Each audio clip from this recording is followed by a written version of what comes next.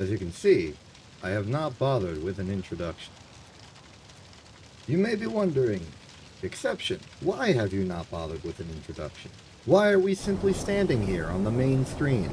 And the answer is because it's been a week and I've forgotten how to stream.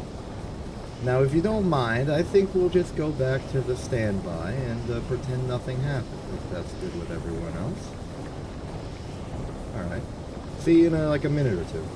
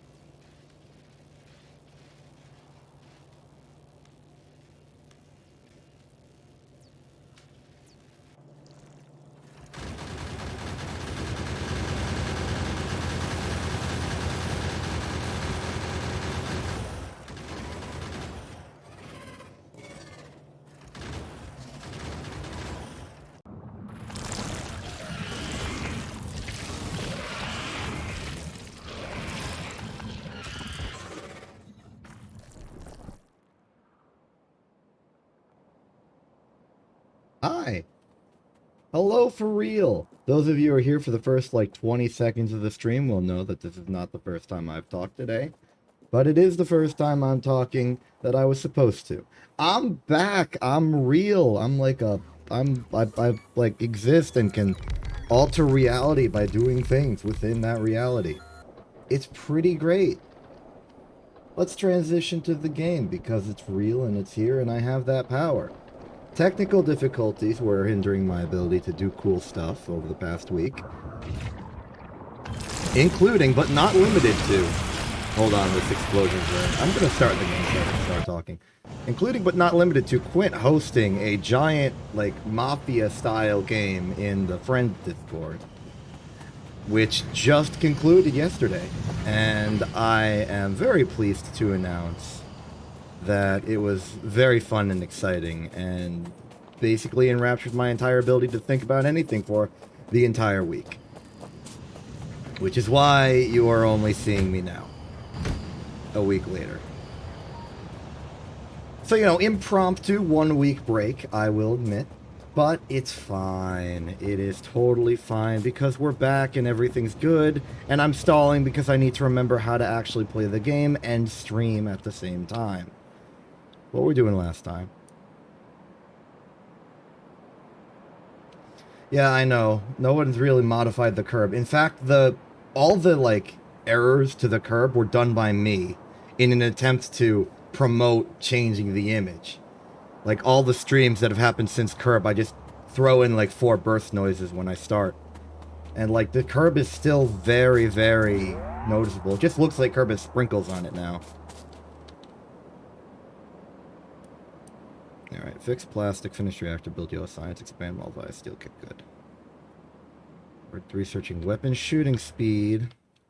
We've built the reactor, we have the enrichment process, and we are simply mining the uranium we need and refining it to get enough uranium to start the enrichment process, because once we have the enrichment process, then we can start making uranium fuel cells. And that's good. In case you didn't know.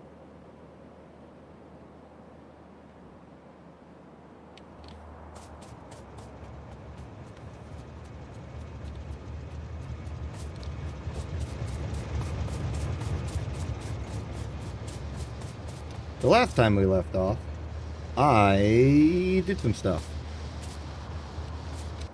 We moved the blue and purple science to their own dedicated facilities off in the north. Well, yeah, purple's over here, blue was there. So now they're building their science at a reasonable pace. And then we started researching baby's first sciences that we missed out on just to let it accumulate a buffer a little bit. You, on the other hand, need to go back and refill. Get you in there.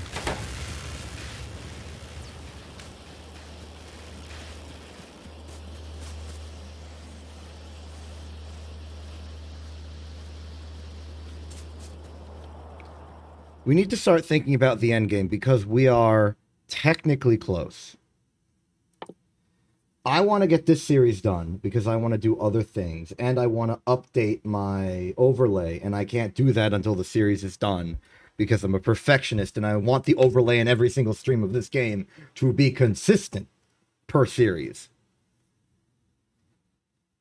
So let's start going with speed strats to the best of my ability, despite the fact that I don't actually have the sort of momentum to keep myself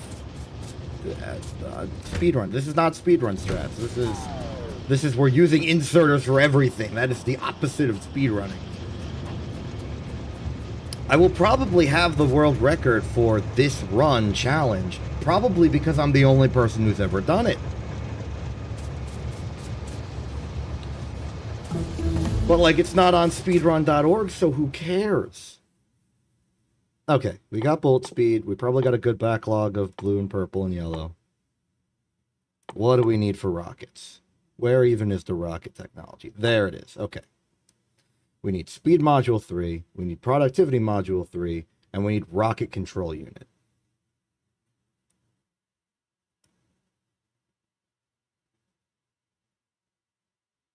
Good to know.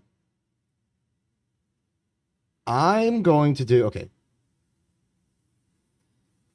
Yellow and purple are our weaknesses. Hey, Kit. Welcome back. You exist. Thank you for being alive. I appreciate it. Though I'm sorry, you events did happen to you during the jury. Well, you weren't killed. You were just arrested. That was, because it's attorney themed. You're not being murdered. You just. Anyway, the point is hello. Thank you for returning. All right, so we need to do sort of an alternating between blue and purple science just to keep the science production going well. So I'm going to get speed, then I'll get rocket control, then I'll get productivity.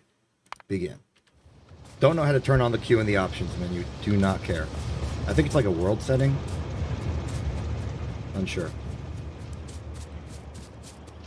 Yeah, you did just kamikaze suplex yourself and 2 other people.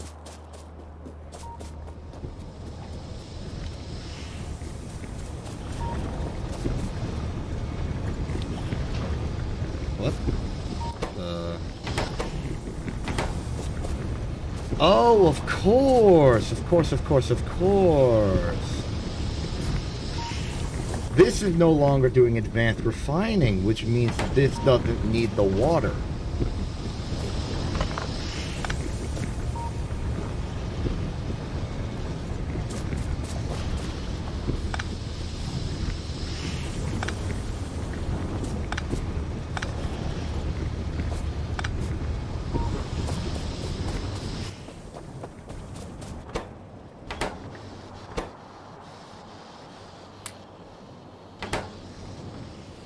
Wait, what did I just do?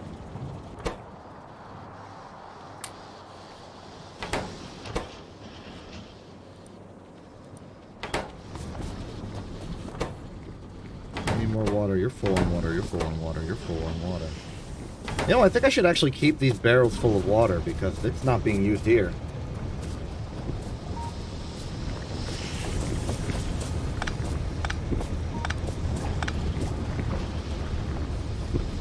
Neither are these return inserters.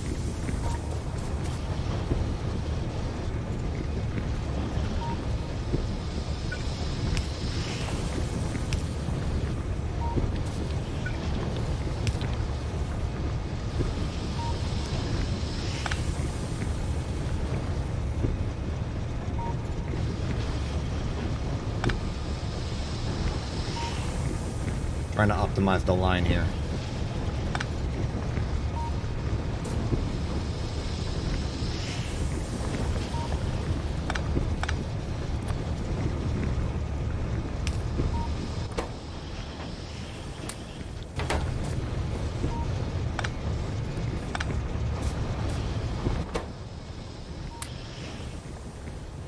Hopefully I have not accidentally stolen a barrel at any part in the system, and we should be good.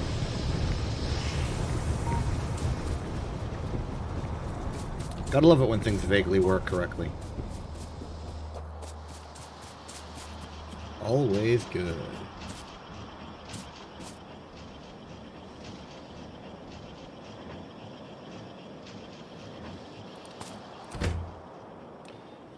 Okay, so 250 yellow science. I'm looking at the science again.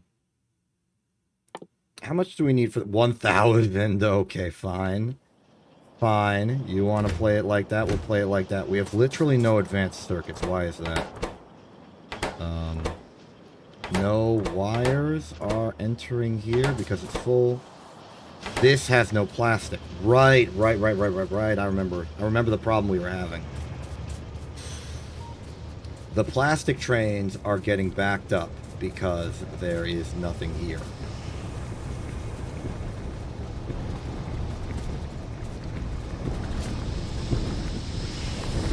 And we wanted to fix this by adding in another one because it seems like the oil is the bottleneck. So we want to take all this.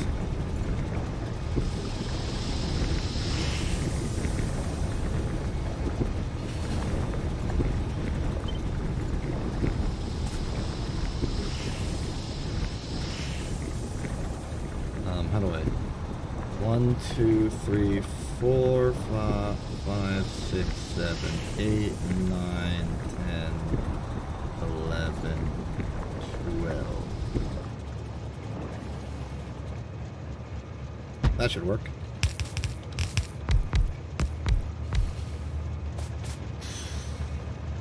Cool, now I just need the missing buildings. 1, 2.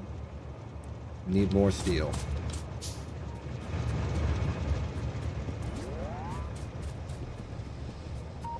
Alright, I'm getting back into the groove, the flow, the power. I'm remembering how this works. I'm remembering what it means to grow the factory.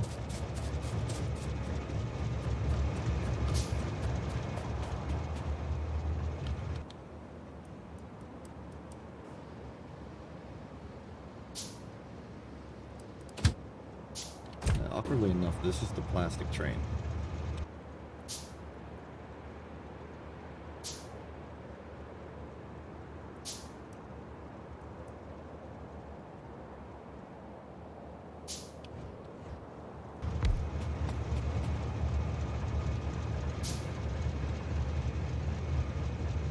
The need for plastic around the factory has risen considerably.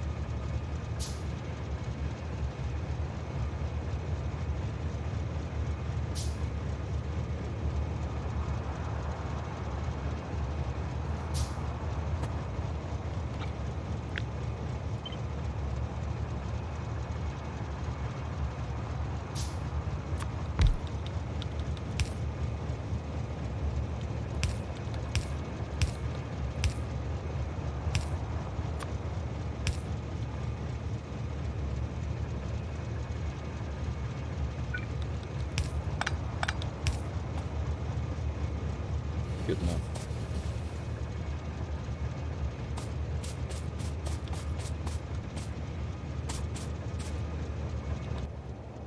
Oh, and hey, I could use the barrels I have now.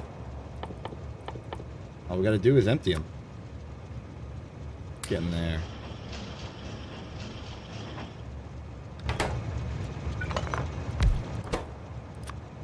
Get in there.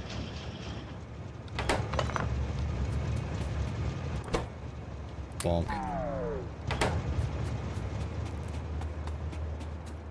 Okay.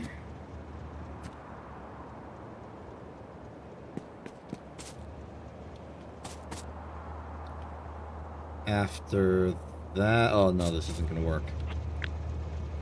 We need to move at least 2 forward. But probably 4.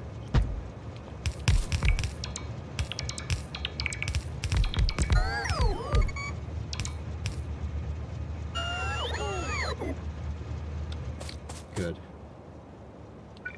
This is necessary.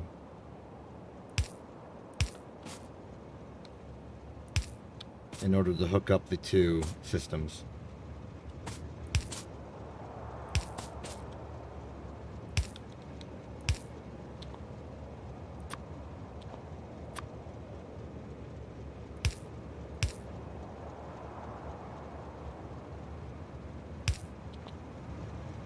Good. Good, good, great.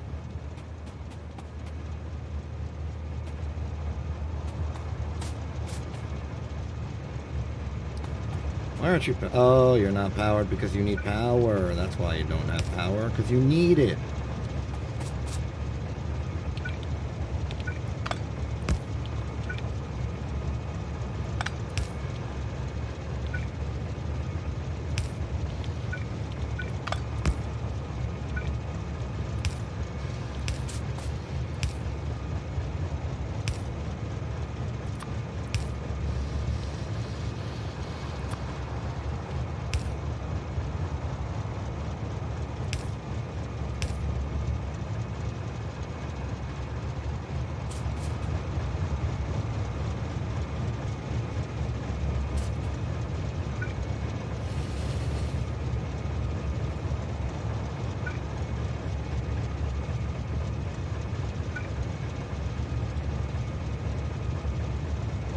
I think that works.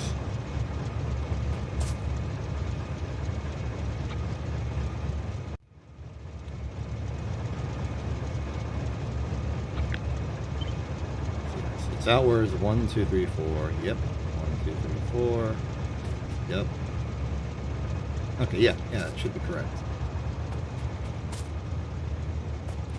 Alright, you want speed modules. I can make you speed modules. I got speed module power. I have not enough speed module power. What do I need? Copper? I can get copper. I have copper somewhere in the factory.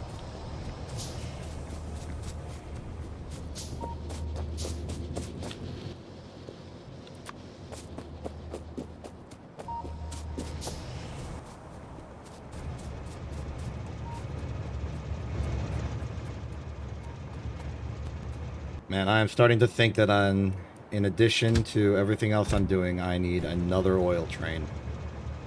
For plastic. Exclusively.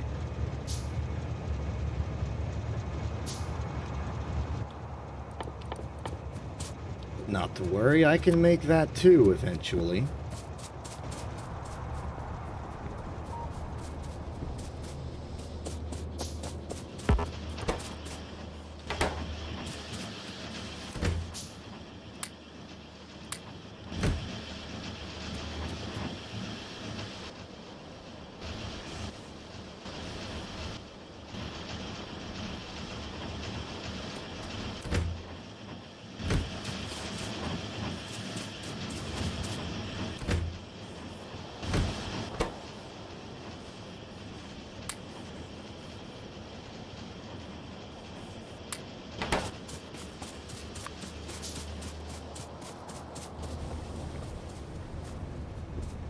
That does mean I'd have to change the oil station into the kind of station that can hold 2 trains. Will it fit? 1, 2, 3. 1, 2... No. No, it won't.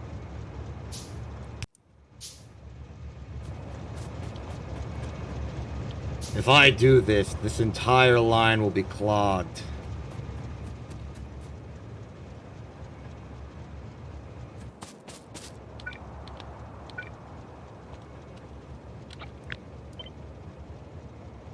Unless...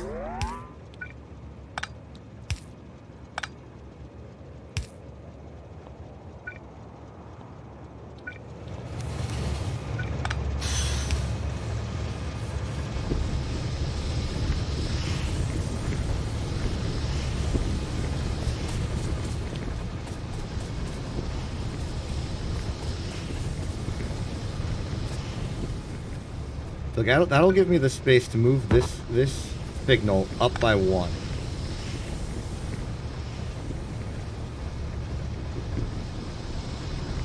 Which is enough. Excellent.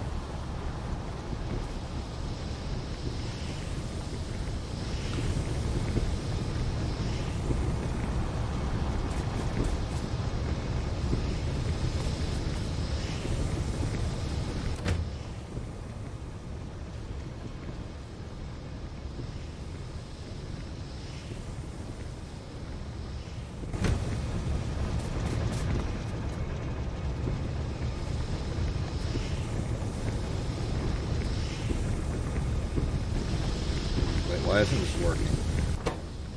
You're full. You should be working. You're full.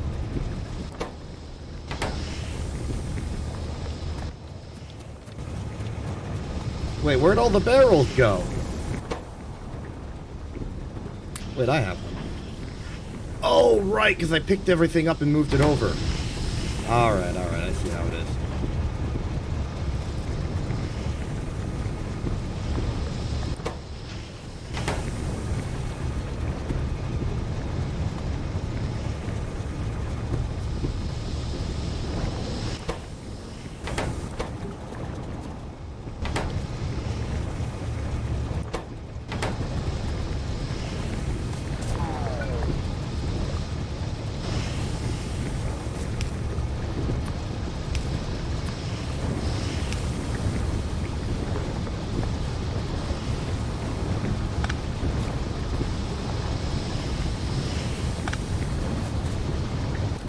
There we go, there's your speed.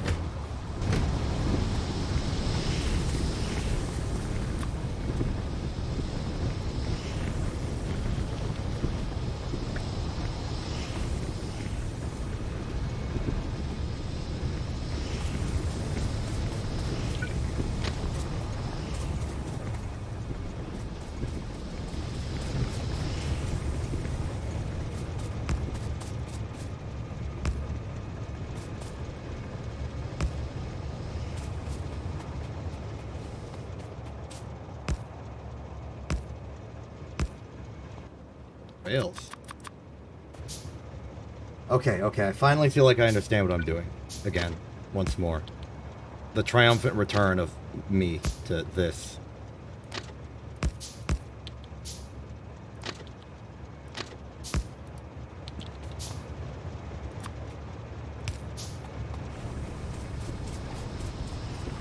Alright, signaling there is good. Good. And the moment this train leaves, I will move this station up 1, giving enough space for a second oil train to activate below it. I will also prepare enough iron to get enough barrels to fill that train.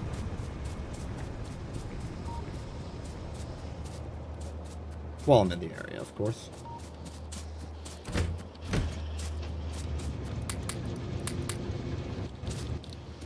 $400 is enough.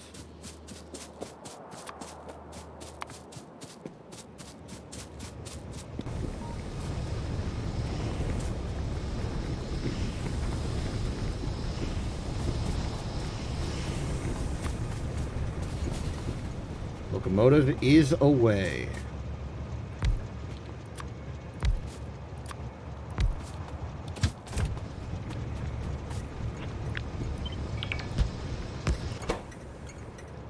Still plastic drop off, good.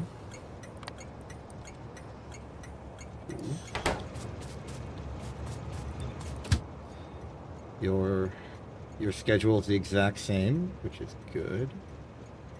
You can now pretend you're here, and then as I fill you up with barrels, you will then realize you need to go somewhere.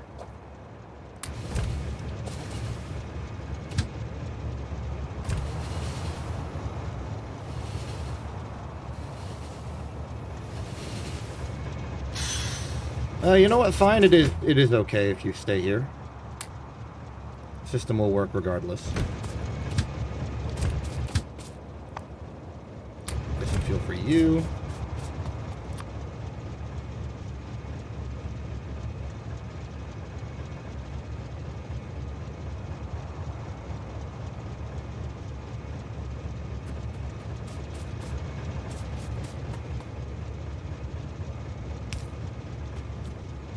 That is 3. That's a third fit.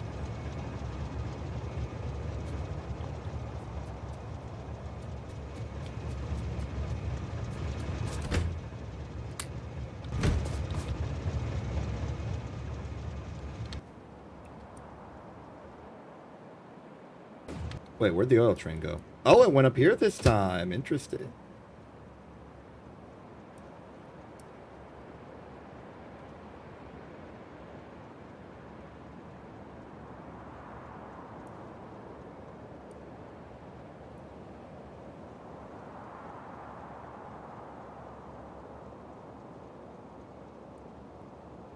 I am loving the rail network operating. Once again, a plastic train shows up.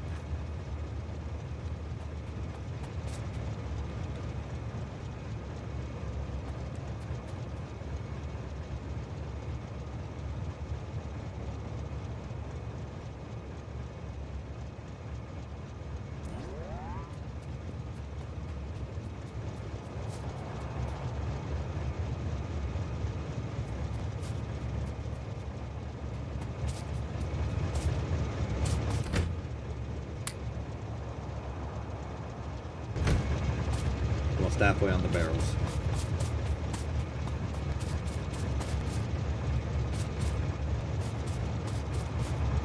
Was this just me, or was there like a weird electrical crackle somewhere around here a few seconds ago?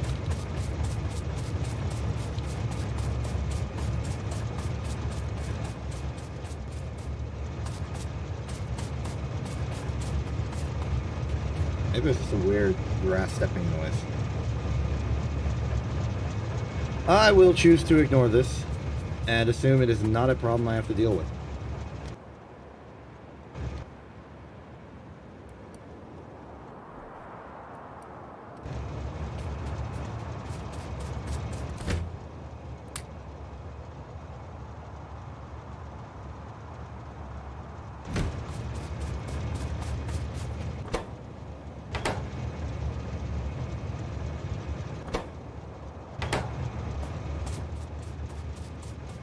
Really hope I can finish this up before the oil train gets back. Unfortunately, the oil train is almost full.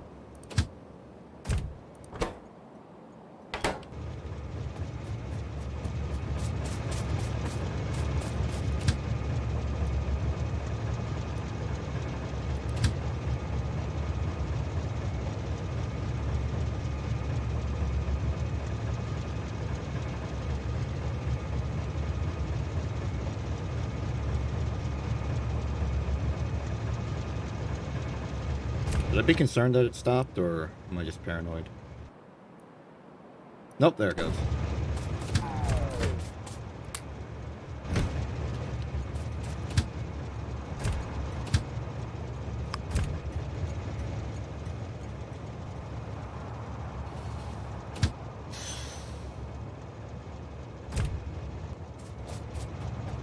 Ah, of course. Put a signal there.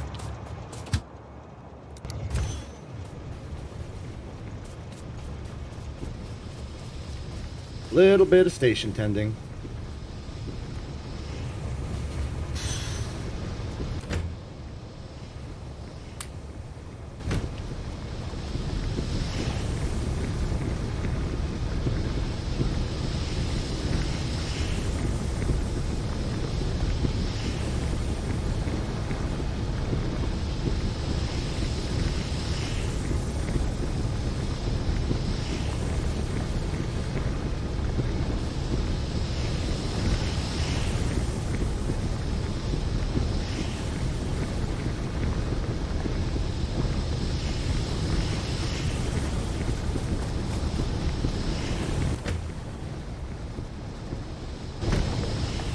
Beginning to worry that the plastic consumption will never be satisfied by the production I can give to it.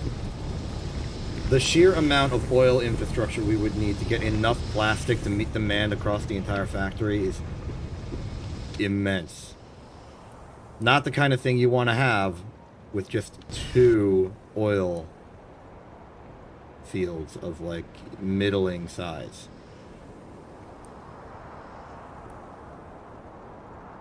Though it's possible that the problem would be mitigated by having an actual oil buffer. Difficult to do, considering we can't use pipes.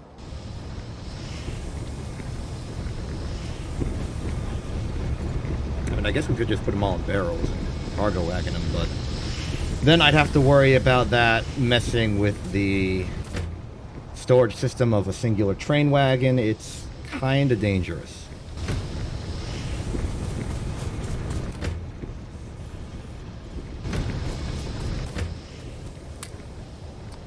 Alright, you're full. Which means I am now going to manually control you. Tell you to go get some oil. I should also remove this signal, so that the train knows that this is now a one-way road.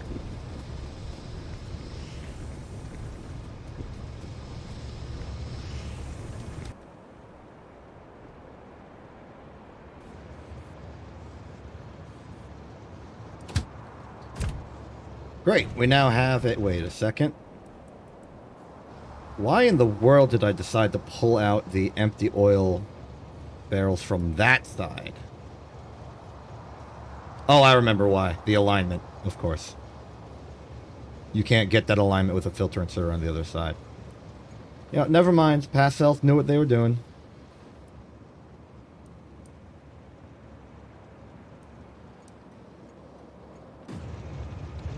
Good on you, past self.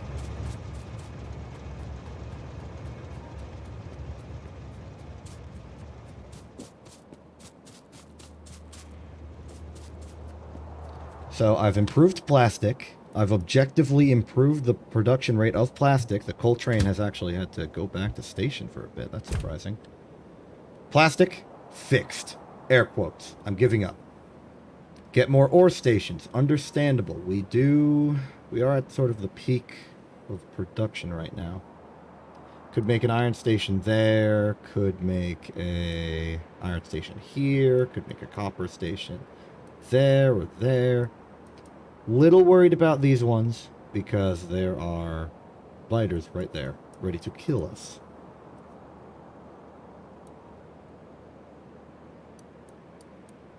What else? What else? What else?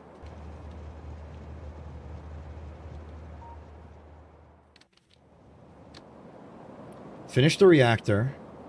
We could set up the reactor just as a side thing so that when we have the uranium for it, we're ready. The yellow science facility is not a priority yet. We already have a backlog of 300 yellow science, which will be enough to immediately get rocket parts.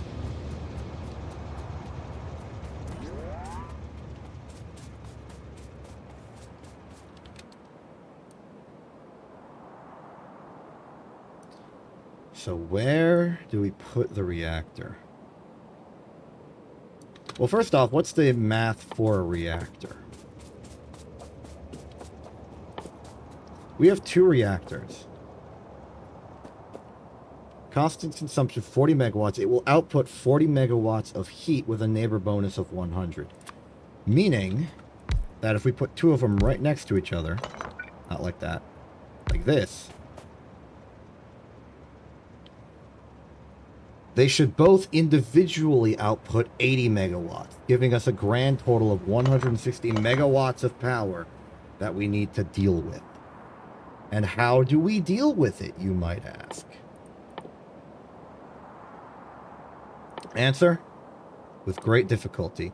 This is going to be another situation where the lack of pipes is going to hurt. But the basic idea is you take the heat from a nuclear reactor, run it through a heat exchanger to convert that heat energy into steam in water, and then you put that through a turbine, which is kind of like a steam engine but stronger. So we are going to need a lot of iron, a lot of copper, a lot of steel. Oh, that's fine. We'll get some from the mall.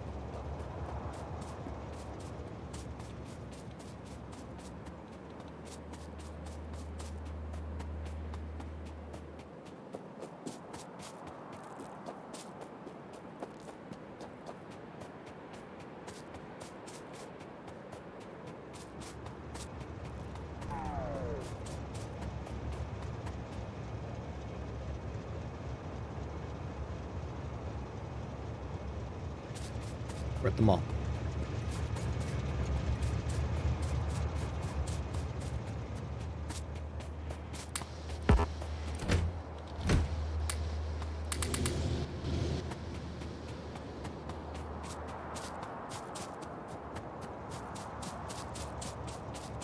So we need to do some math here. The max consumption of a heat exchanger is 10 megawatts. Meaning we are going to need, for 160 megawatts of heat, we are going to need 16 of them. And that is a lot of copper.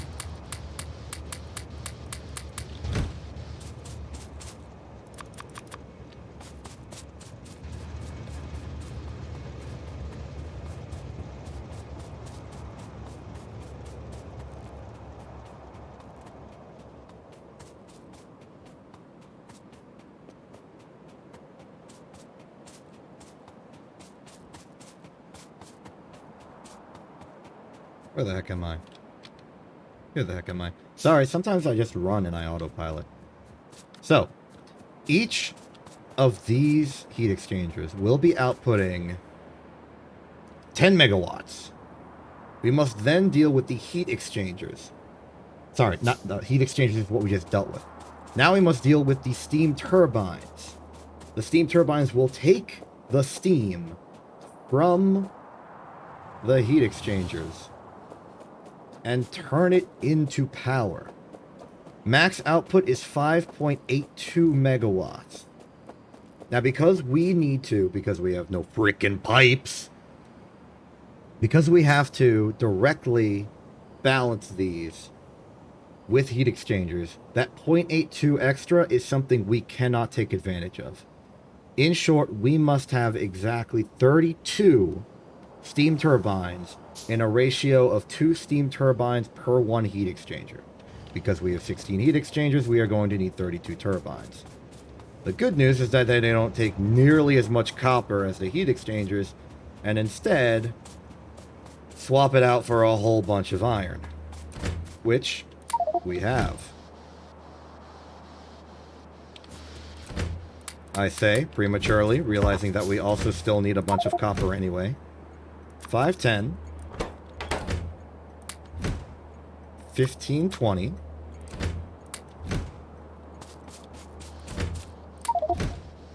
25, 30, 31, 32. Perfect. Kind of, if you squint at it. Oh, that's going to cause a draw on the science factory, but dang if we don't need every single one of these for our reactor.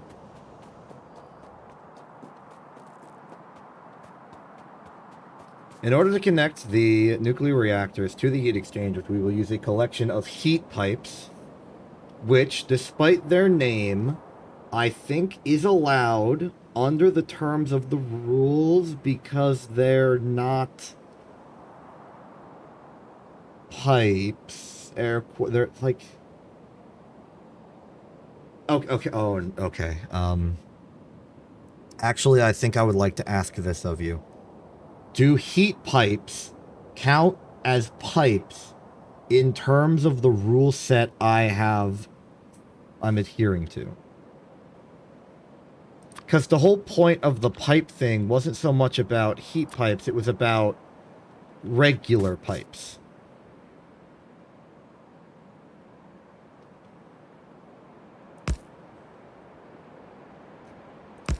Because I'm looking at this, and it seems like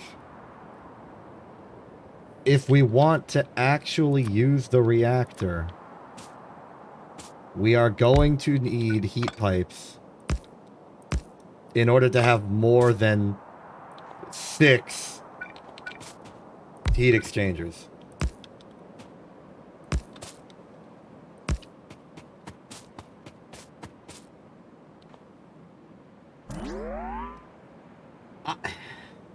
Okay, this...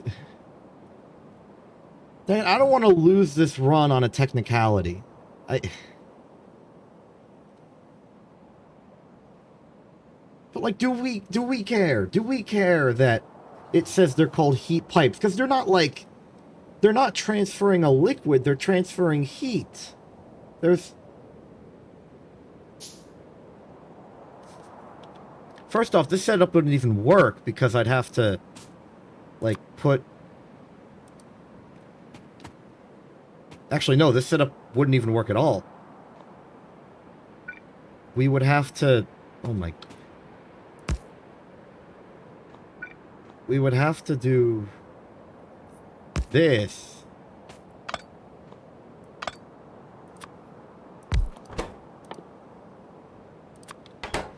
In order to get one exchanger working, we'd have to do this. Unless we're offshore pumping directly in, which is its own can of worms.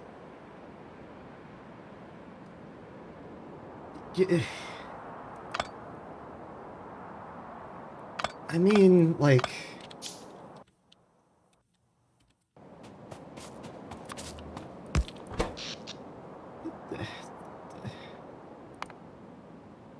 $10 megawatts is nothing to sneeze at.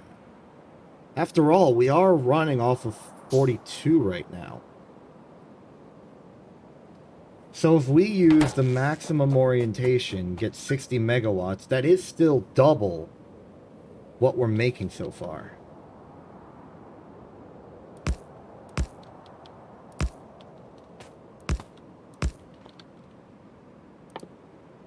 And then what, offshore pump? Offshore pump is permitted by the rule set because it's... Okay, like we do the offshore pumps in a spiral configuration.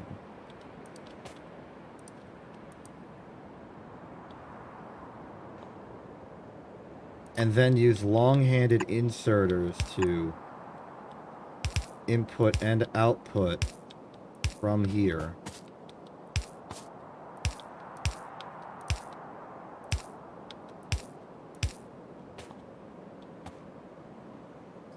And then into the heat, into the...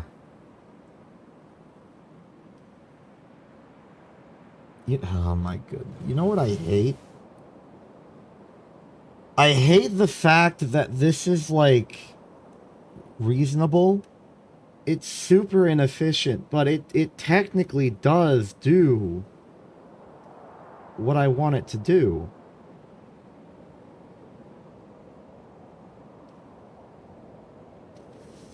Oh my god, and the messed up thing is that this is actually more efficient if I don't combine the reactors.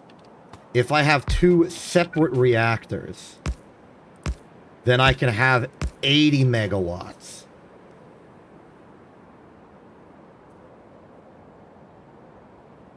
This is so bad. I hate this. I hate it.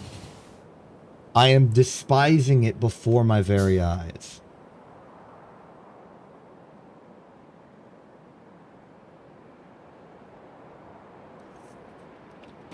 But it works. It works. Oh, I hate that it works because I don't want to do it. I want to be like, all right, this is an avenue of impossibility. But it works. I can get 40 megawatts per reactor with 4 heat exchangers and 8 steam engines each. Steam turbines, sorry. If I make 2 more reactors, I can get my 160. Wait. How much does the reactor react normally? It's 40 megawatts. It's already 40 megawatts. This is optimal.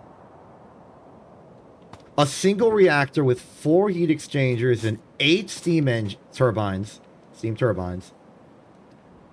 is in ratio with itself. Which means we can still do this. We just have to forego the adjacency bonus.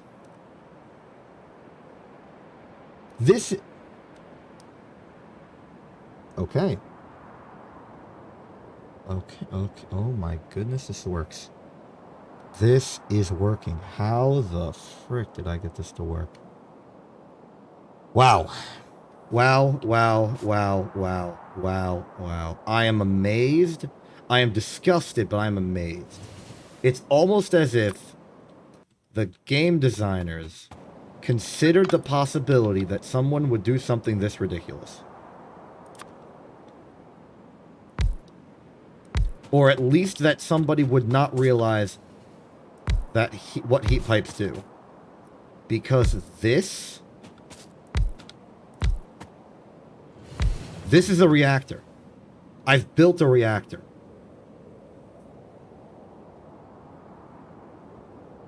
You know, minus the offshore pumps and the fact that this thing has to be built in the middle of the ocean. But it works.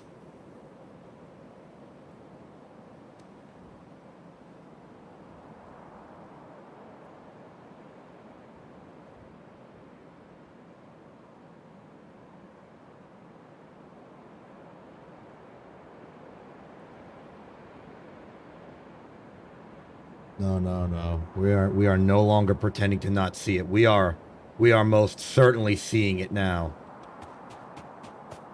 This is what we're doing. This is our reactor design. It's dead simple. It loses the adjacency bonus, but it means we don't have to break our own rules by the technicality of heat pipes may or maybe, like, they might or might not be a pipe, but I don't have to worry about that anymore. We're getting 40 megawatts per reactor now. This is working. This is a pinnacle of reactor engineering, of beltless, pipeless, chestless engineering. How many 235 we got? 22, halfway there.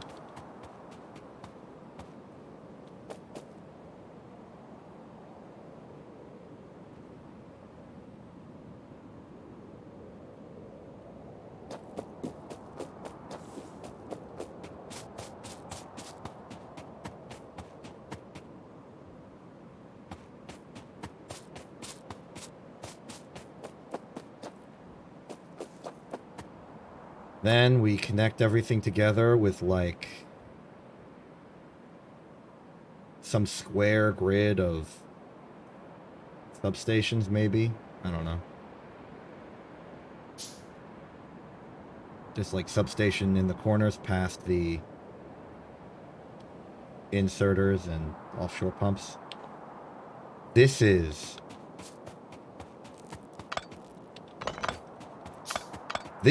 and it will be. This also means that we now have double the heat exchangers and turbines and steam turbines that we need. Which means we could build 2 more reactors and still be in perfect form. I'm letting them finish, by the way.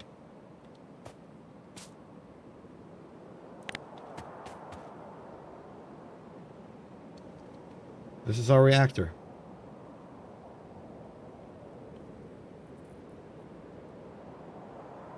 This is our reactor.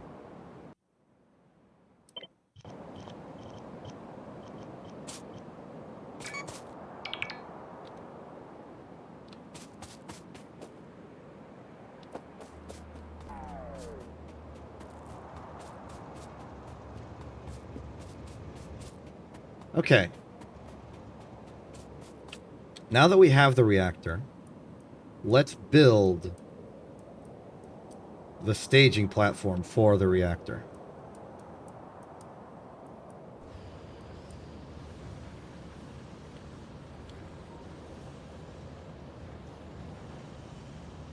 The uranium-235 and 238 will be moved from the uranium mine to the reactor staging ground, which I think I want to be this lake.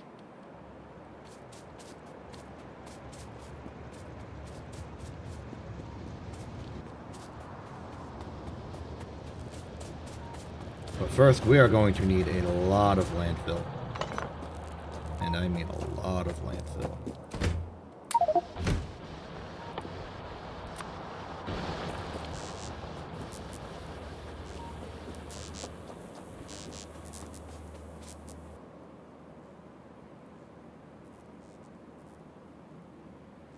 Actually, in retrospect, I want to use this lake down. Well, okay, the rail network is going to have a hard time getting there.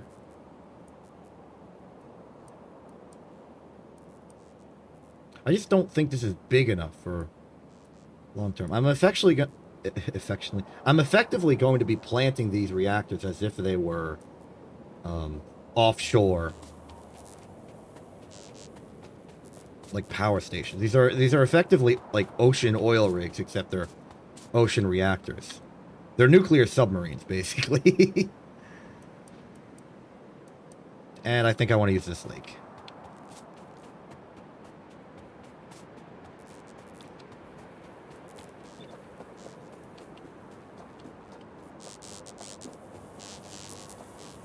It's like thematically appropriate. The nuclear reactor is nearby.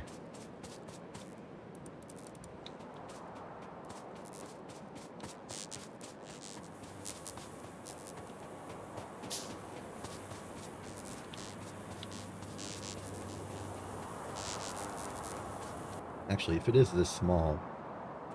Oh, I can see the blueprint outline on the map. Okay, yeah, this lake would be big enough to hold the 2 reactors I have right now, but if we want more, it won't be enough. We're going to make this reactor bay.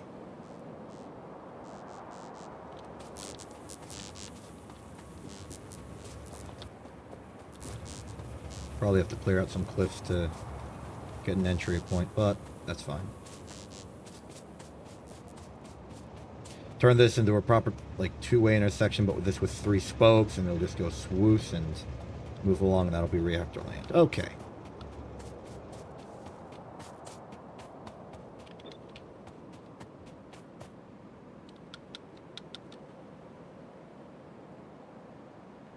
Admittedly, the only parts of the reactor that need to be in the water are the parts that are going to hold the offshore pump. Which means that being this far out is probably fine.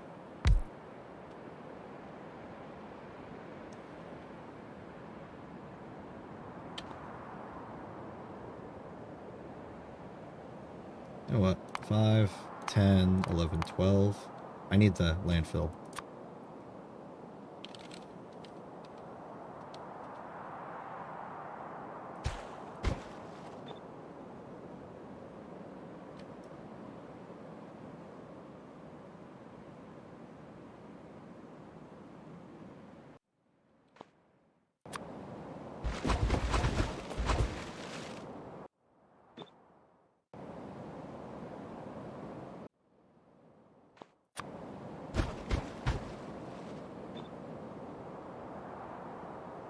One more 3x3.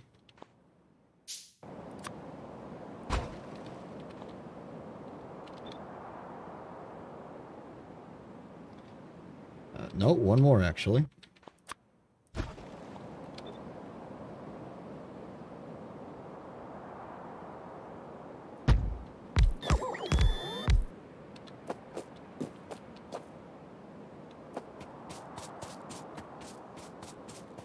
Now we need more landfill. 16. 12.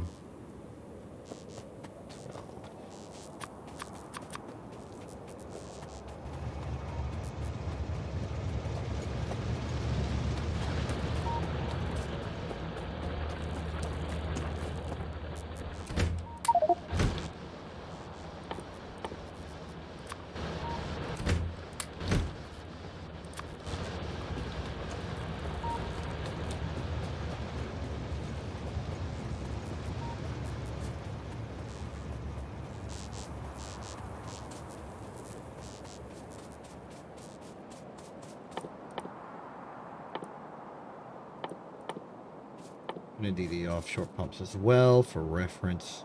But I can't build any because I got no electric circuits. Which I need copper for.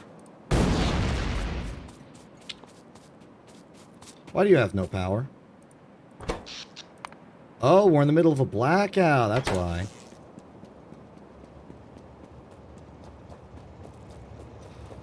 You know, it just goes to show just how important the reactor we're building right now is. We're having blackouts on the factory floor. An extra 40 megawatts will cure us right up.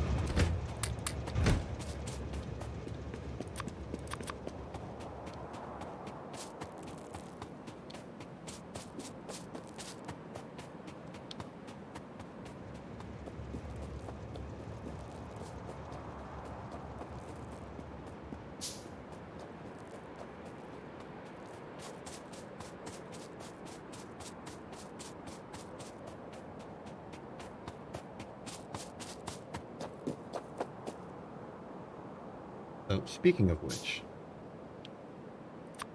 what's the offshore pump like here? Okay. We need one. It's one tile on top, one off.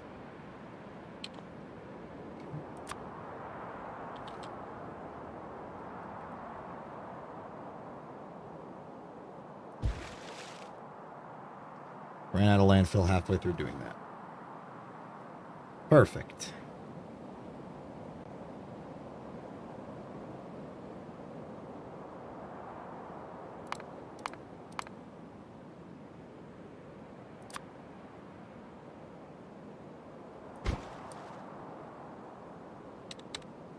Three.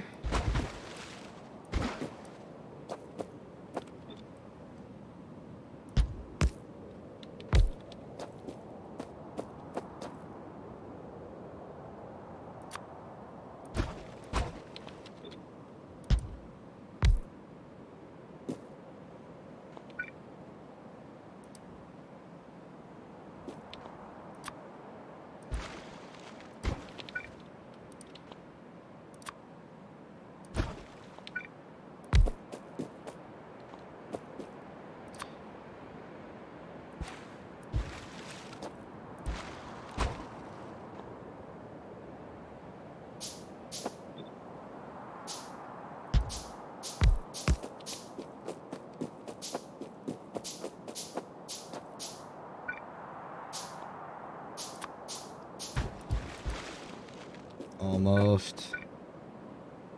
Good. Now the offshore.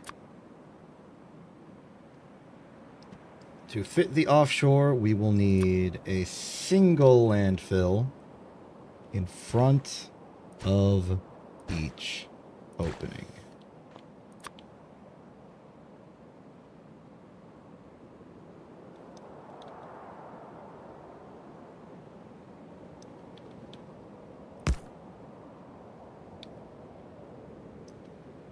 Two, three,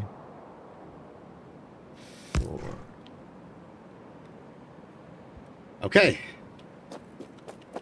That's the water. How do I leave? Help. I have left. I'm saved. Then we want this entire corridor filled with landfill as an access point. Because we need to bring in and out the nuclear fuel.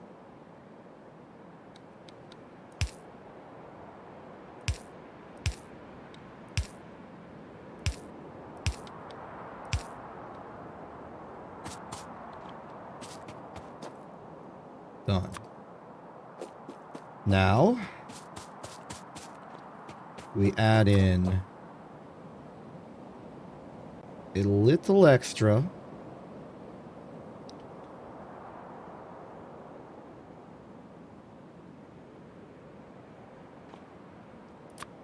space on the island for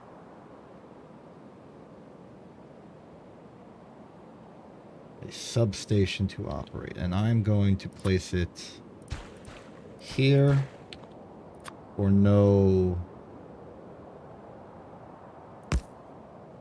real reason. The other one, we have enough clearance to put it on land, so I'll put it on land.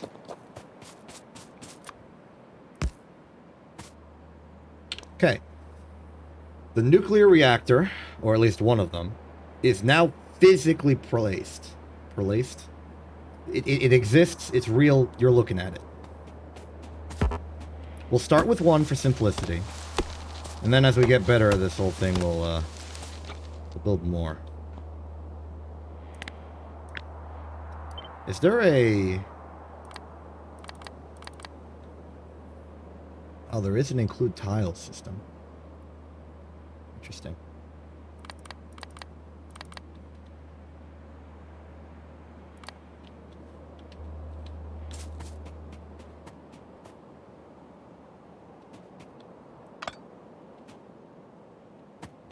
So now all we need is the fuel. How's the fuel going? 23? This is still taking forever to get to 40. In fact, it's taking so long that I'm half a mind to just make one fuel anyway.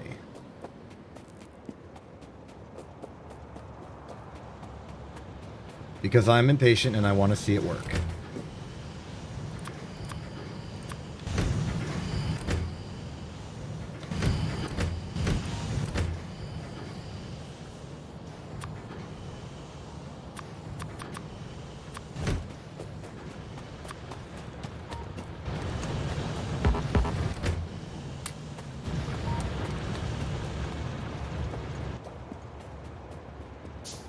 Excellent. We are now the proud owner of 10 uranium fuel cell.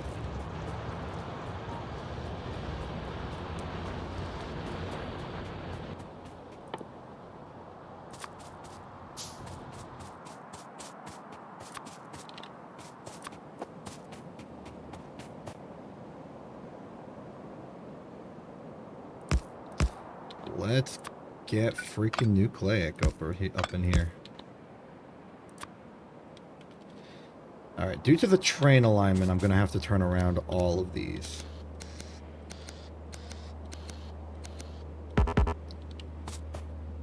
Because if we're all inputting and outputting into the same cargo wagon, I want the filter to acknowledge the existence.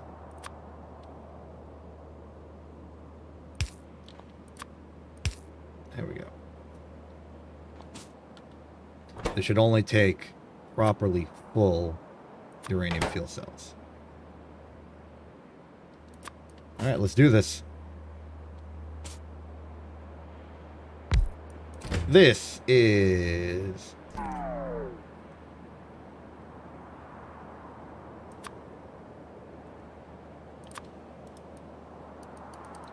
I did not know I could shift right click, shift left lift the slots themselves.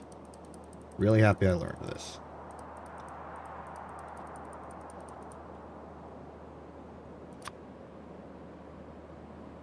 And then we'll take the used up uranium cells, we'll put them in another system to reprocess them into 238. They'll go back into the system with the enrichment process, and we'll enrich some uranium again.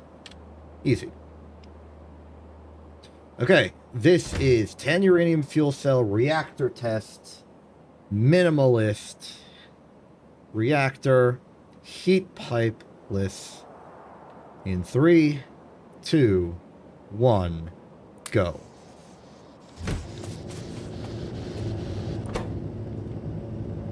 Temperature is heating up. If I understand this correctly, we will be raising our temperature, and once we get to 500 degrees Celsius, things are going to start happening.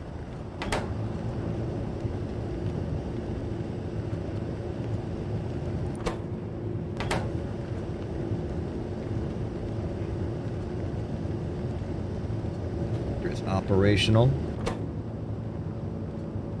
We are looking for 40 megawatts out of this factory to supersede the solar panels we've been using up to this point.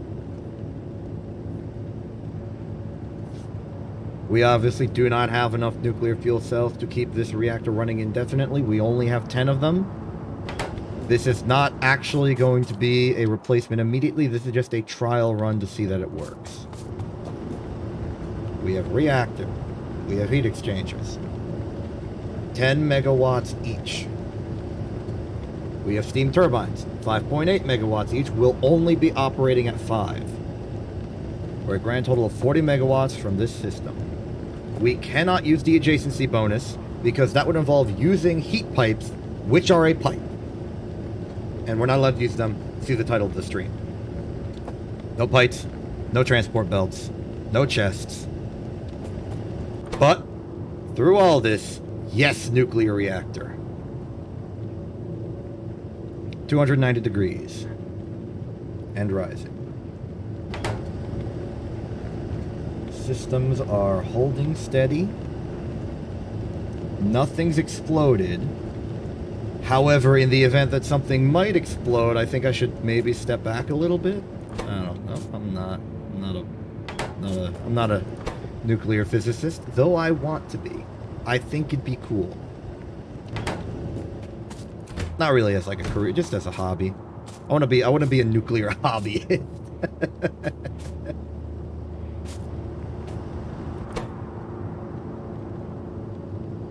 Wow, the temperature is going to be rising far above 500.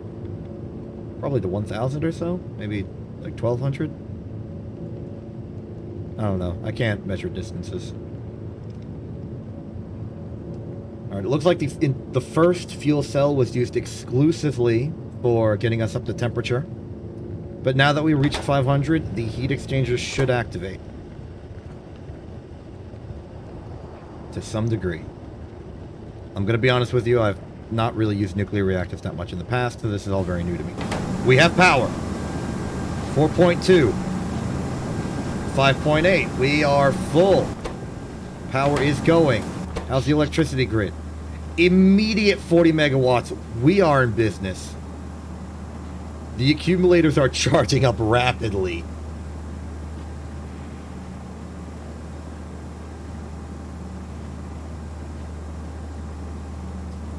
Okay, yeah, we've dwarfed everything that our power system has done in the past.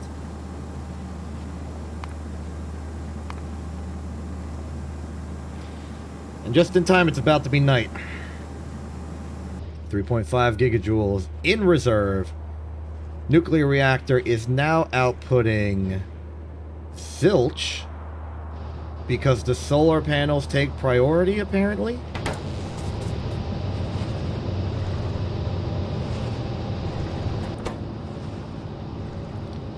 Is rising. One fuel cell in. We are 10% of the way from this being on to deactivation. But in what we've seen quite a bit.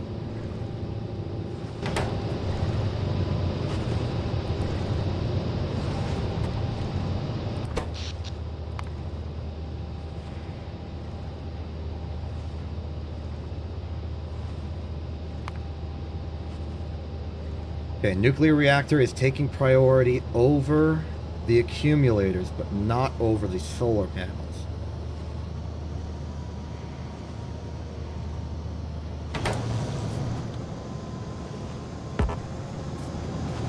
But the reactor is functioning.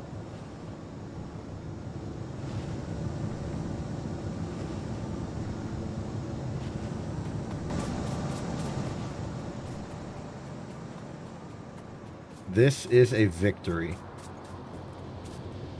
We will not have any blackouts for the next few nights. And in the time it has taken for the reactor to be tested, we've already got 2 more uranium-235. Only 16 to go.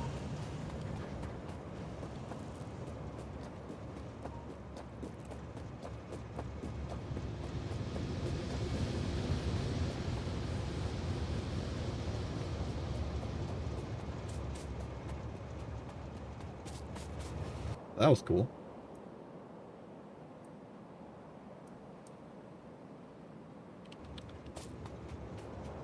In order to pass the time further, I suggest we build the infrastructure for recycling fuel.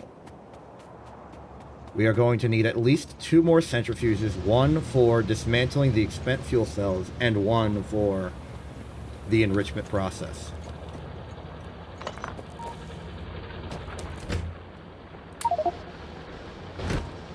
We are also going to need a heck of a lot of landfill.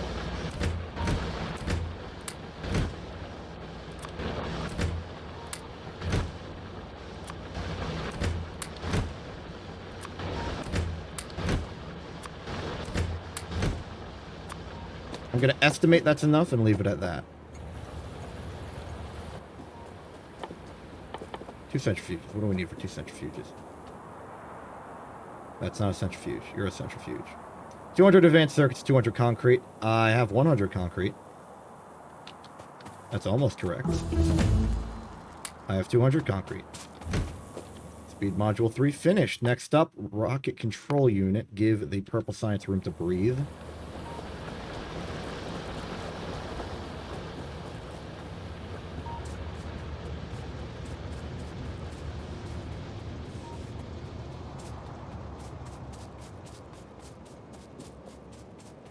Wow. I had an entire 1-week vacation of streaming, and I come back and I feel like the most productive and on top of things that I ever did. I didn't even experience burnout. I was just like, wow, I guess I just know what I'm doing now. Little cognitive reset or something. Hit F5 on my brain.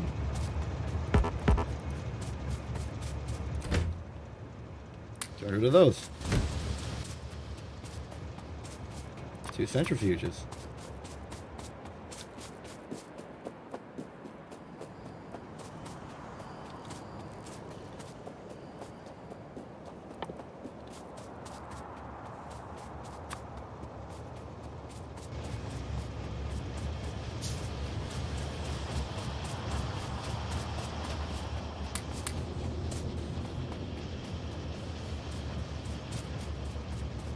So, we have a critical question we must ask ourselves.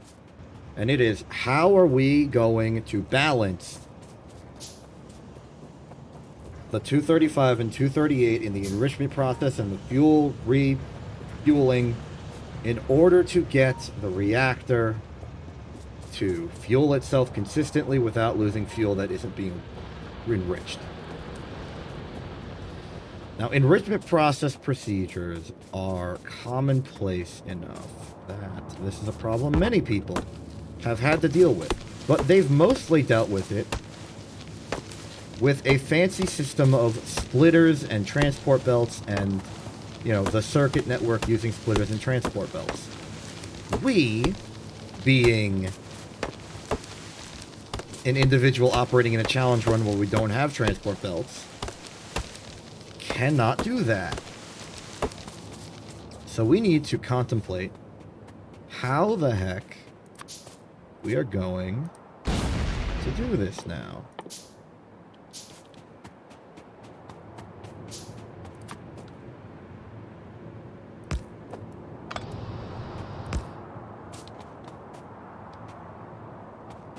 So let's contemplate. What do we have to work with? We have no chests, but we have cargo wagons. These cargo wagons can be connected to the circuit network if we dedicate a train station to that purpose. The train station will read the contents of the train at the station, and then we can use that to make decisions.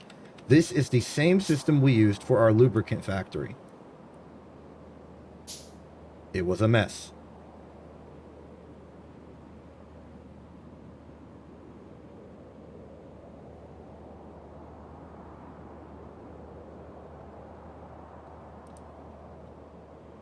But it worked.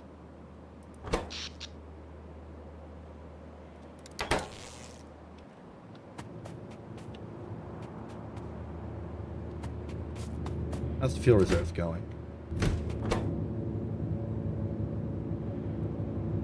Alright, we are at full operating temperature and it's just going to keep working. Good to know. So, 2 things to consider. An easy one and a hard one. The easy one is that we need a centrifuge for reprocessing nuclear fuel. We put in 5 used up uranium fuel cells, and we get 3 uranium back.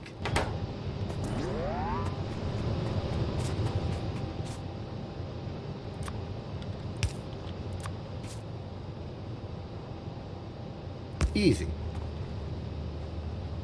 The enrichment process, however, is the fear.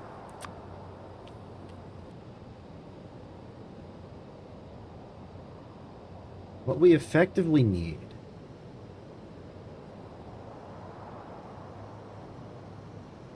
is a robust system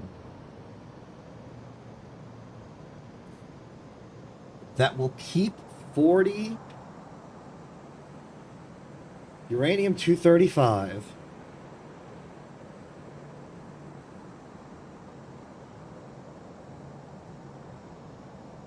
and cycle in on itself in order to ensure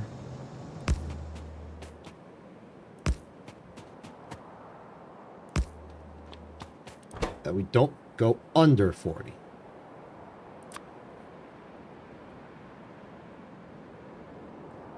$40 and $5 for $41 and $2.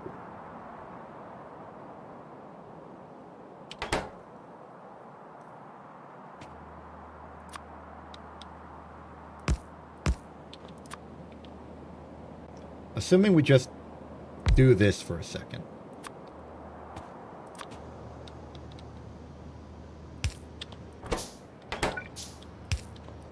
The 235 can just be cycled back. Like, this can just be the place where 235 is held, or 238, sorry. This can be the place 238 is held. When it's done here, it'll take it out of here. And that's fine. That is absolutely fine. We then need to deal with 235. And the idea is that we need to collect 40 of it. Separate 40 of it to one side, and then 1 of it to elsewhere.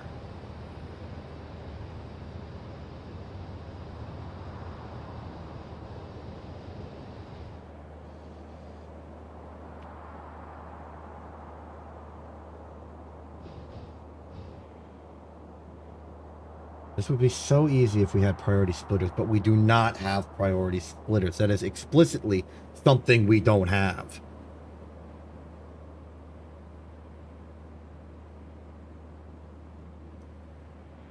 So we need to improvise.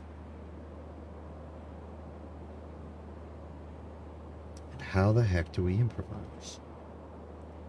The only tool in our arsenal that comes close to this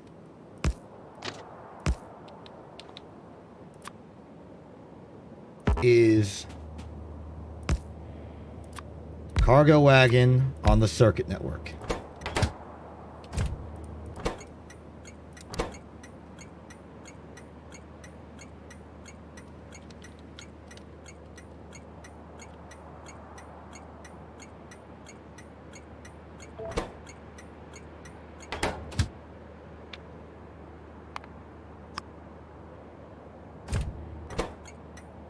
Then, circuit network. What do you mean not connected? I'll connect you right this instant. We'll local connect it.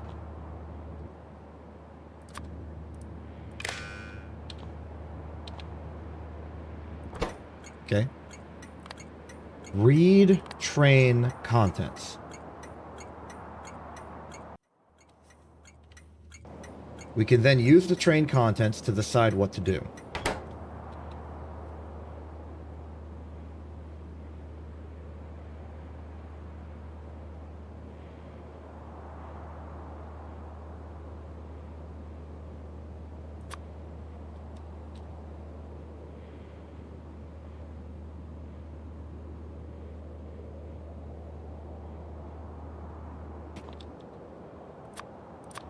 We are going to need another cargo wagon.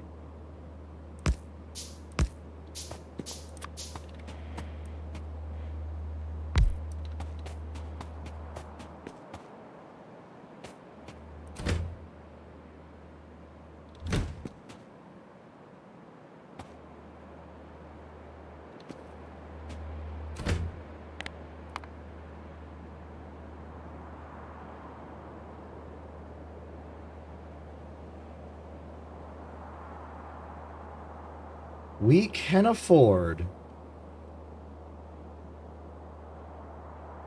We can afford to waste uranium-235 in a buffer. Once we have the enrichment process underway, getting 235 is not a problem. which means we can cut corners if we need to by just letting more uranium-235 exist.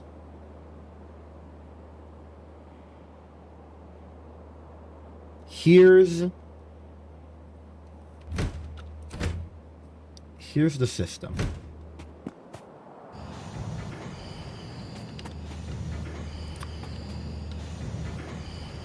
Two, 4, 6, 8, 10, 12, 14, 16, 18, 20.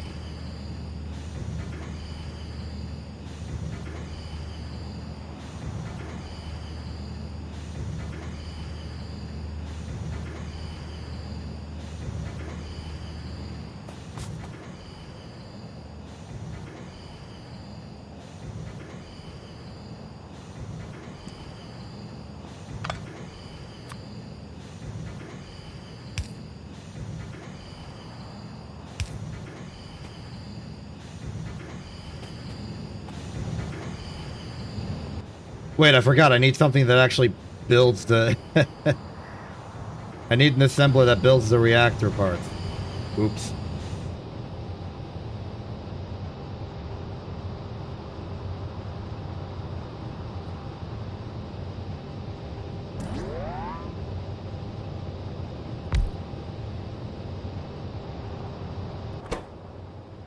They're the fuel cells.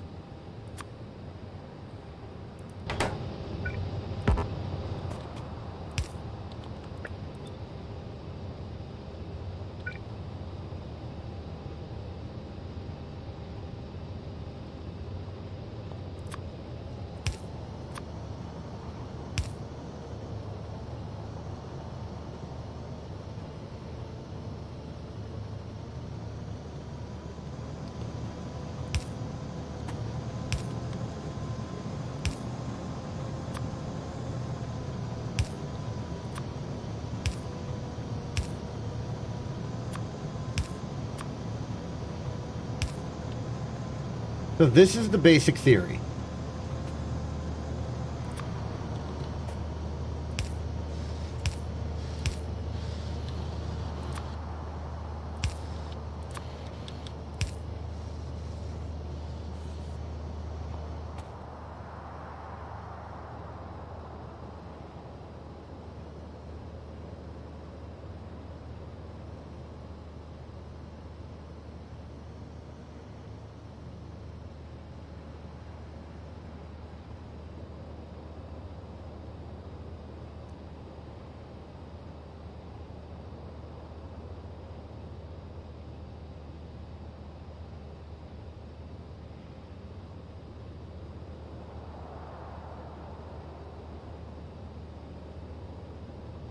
Hold on, I need to remember something.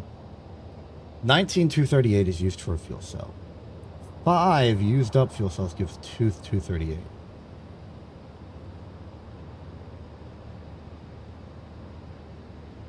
No, I'm saying wrong statements out loud, but I understand what I meant.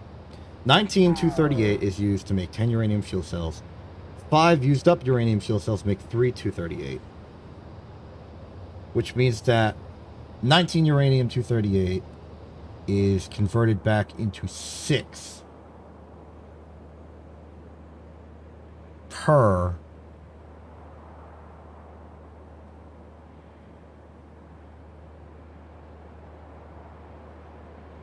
fuel cell.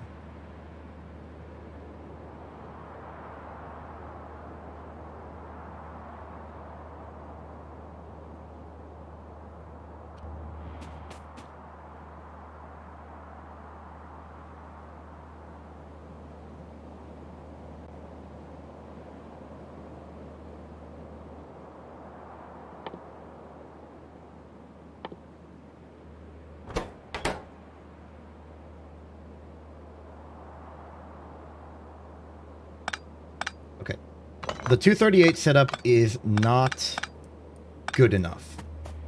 We need a system that will ensure that the 235, or that the 238 will not back up.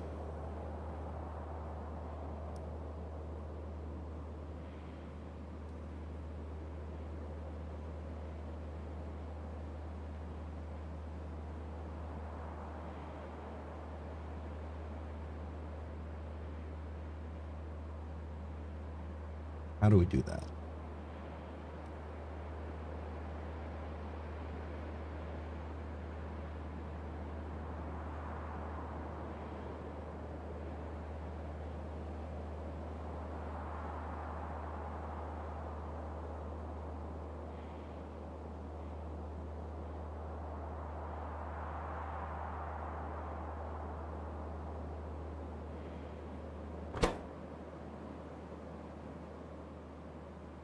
I have 238.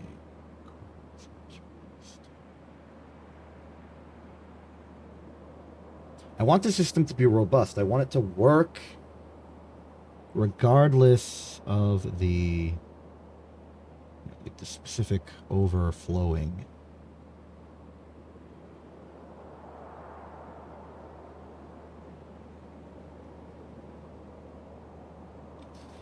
Well, the 235 is used in a vacuum because fuel cells are only made if there is extra 235. I haven't set up the logic for that, but I will.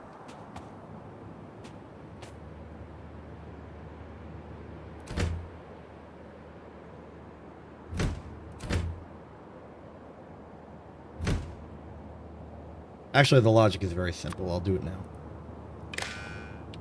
The basic idea is enable when there is more,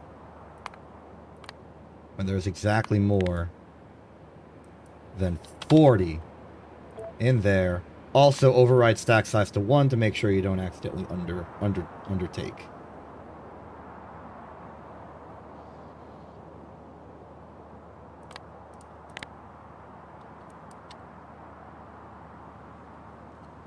I'm going to set it to 20 instead of 40. The reason being, this is going to have 100 because of the stack size. So we don't have to worry about that. Also, I'm going to put, like, wood in here just so you... Okay, no, shut up. Don't make noise at me. Hello, Iron Train.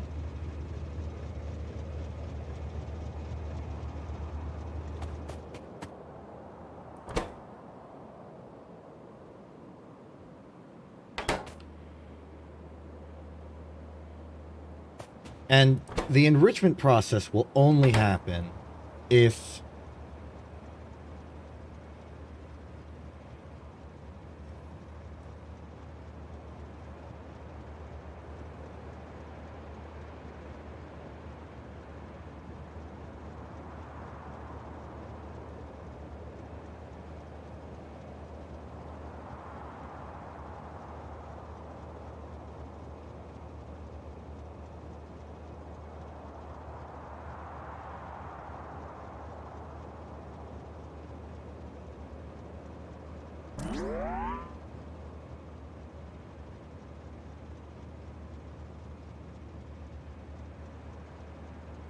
How do I express my concern? How do I quantify my concern?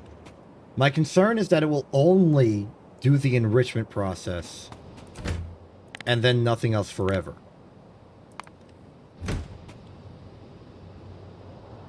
But if I put a limit here,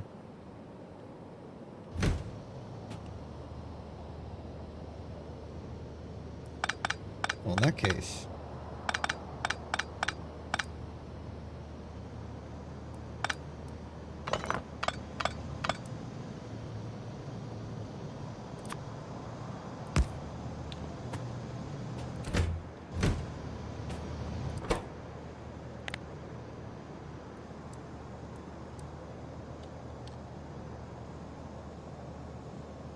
let's do a flat 50.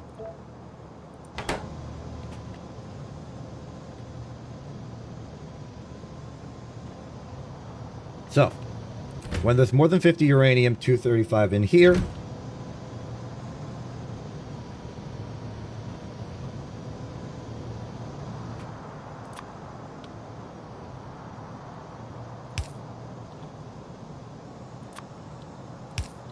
so all the uranium-235 will be cycled in this infinite loop forever until this gets full. Once it's full, the 235 will start going down here into the fuel. This means that fuel cells will only be made when there is enough 235 available, And it also means that because there's a maximum limit to how much 235 we can have at one time, the 238 will not be used for the enrichment process if we have enough 235. Which means this system, while it has some pretty wide margins of annoyance, is stable. Which means we are now allowed to, by virtue of thing, have this simply be the place the U-238 comes from. A train will come in here, it'll bring 235 and 238 from the factory, the 238 will go in here, the 235 will go in here.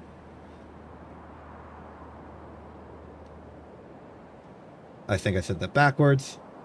I don't care. They'll go in their respective places. Like, the 235 will bolster this supply, the 238 will bolster that supply. These trains will have to have an additional wait until like inactivity timer that also needs, so it's an and inactivity instead of an or, to ensure that the train is getting at least some 238 and 235 offloaded when it comes here, even if the reason it left the old station is because one of them was full. I also don't really know if I have a way to prioritize 235 from the train, but because that it's not very likely that we're going to get 235 from mining the uranium, it should be okay. It should be okay. That's the mantra. It should be okay. Now, we can have as many uranium fuel cells as we want. That's what we're here for. How's the reactor doing? One fuel cell left? How long has it been running for? Well, I assume that's when we turned it on. So... it looks like 10 fuel cells is giving us almost a half hour of power.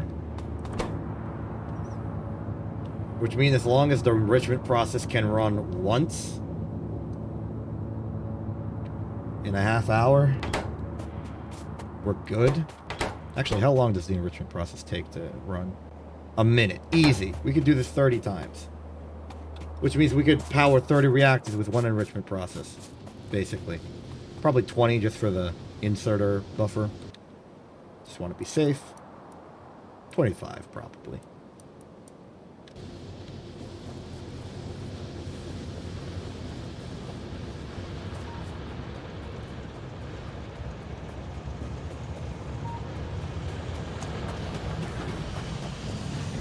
We are still at 24 uranium-235. That's unfortunate, a little unlucky.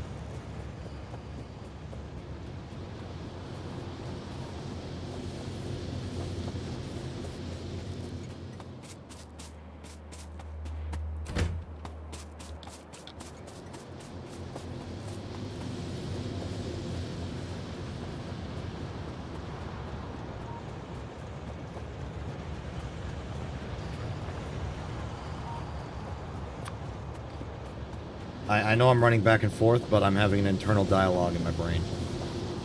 I just realized that the enrichment process was not done correctly. We need to make sure that this is a filter inserter removing 238. Otherwise, it might accidentally take 235 and put it in here, which we do not want.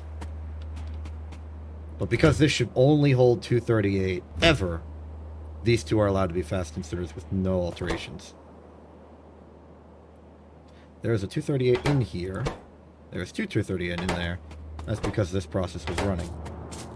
Final fuel cell. It is expended.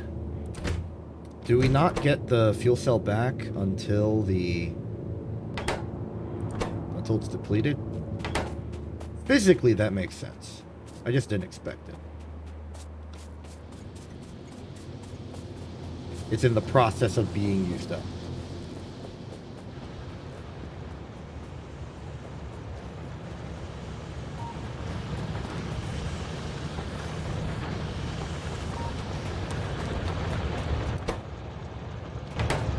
Why are you still here?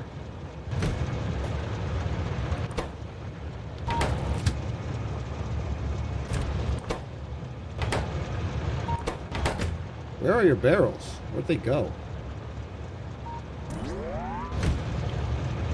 Where are you getting your petroleum from? Here.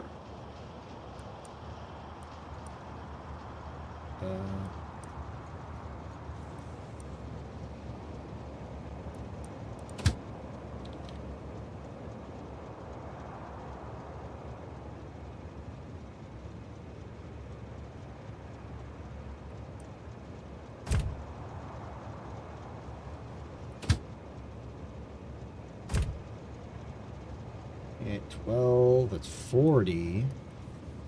And you've stopped because why? No, that's where we output. Where do you get the? I didn't do anything to this, did I?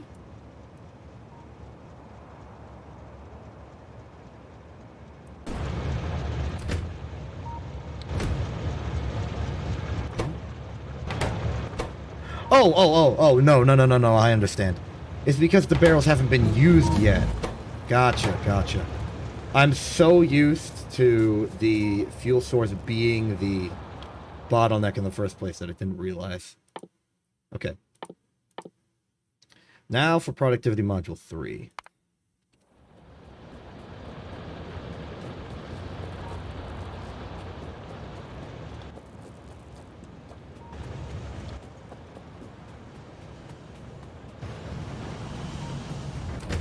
I will now also take the time to start transporting all the uranium-238 over. Simply to give our mine a bit extra room to work with.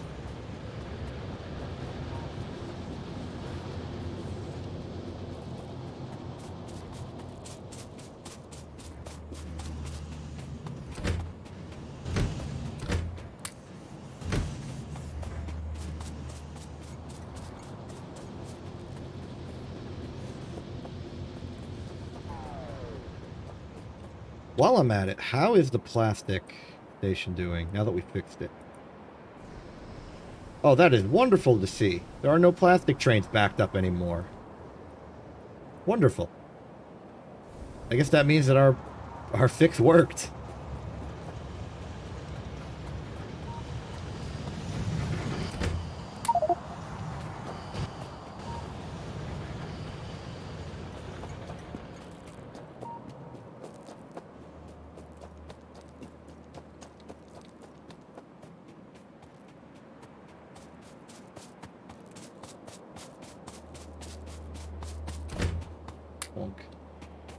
A little more.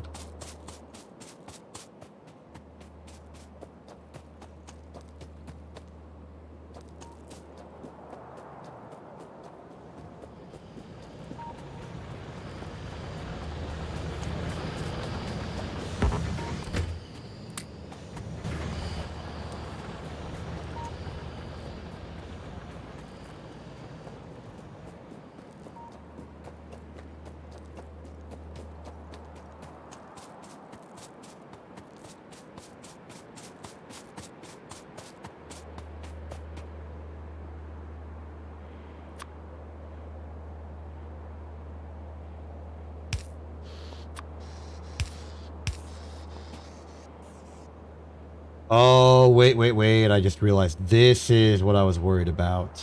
The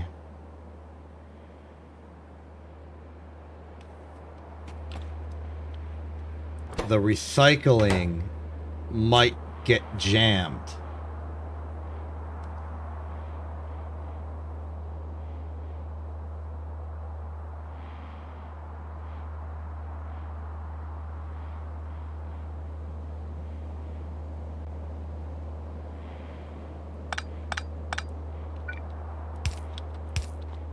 If we do that, maybe it won't.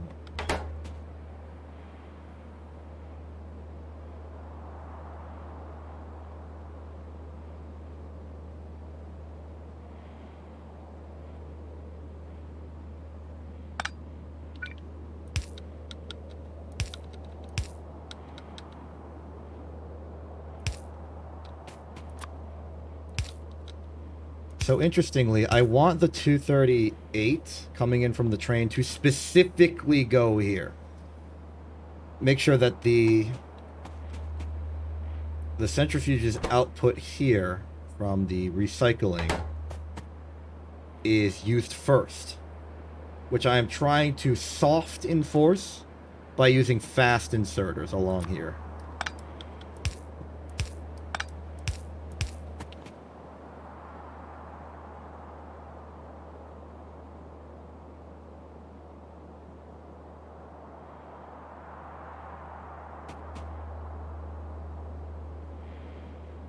Even though it won't work. Do I even have a way to prioritize input?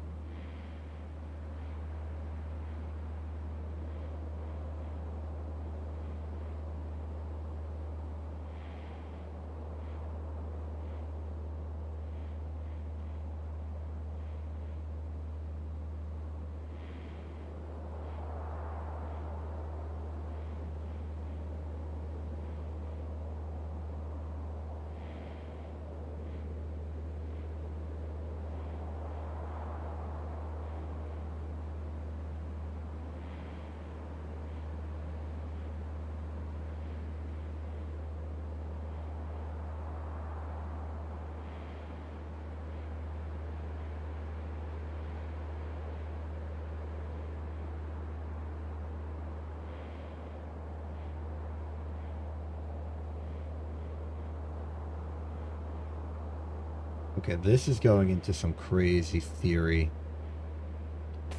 Beltless theory here. If I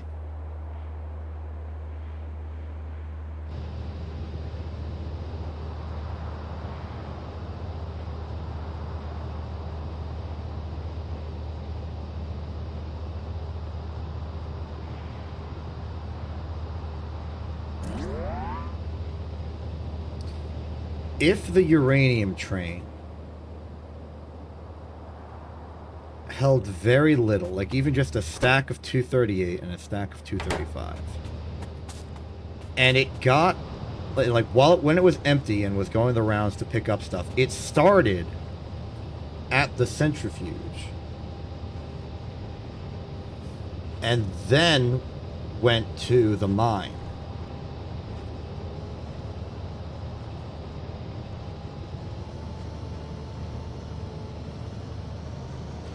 Or, oh my goodness, this is nuts, but I'm a genius. No, the secret is to not output the centrifuge into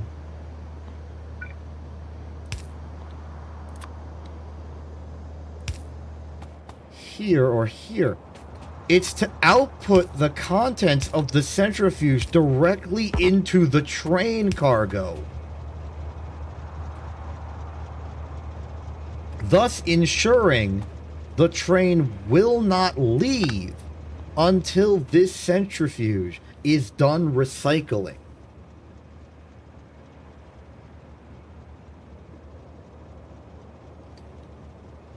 That is absurd. That is absurd. I love it.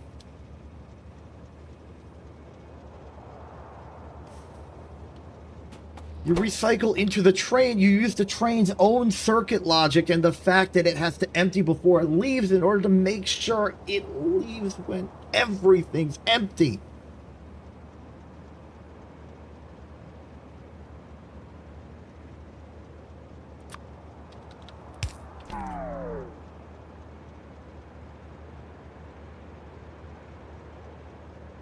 Incredibly wild idea. No relation to the actual thing called an incredibly wild idea brought to you by Quint every once in a while. But oh man, that is a wild thought to think.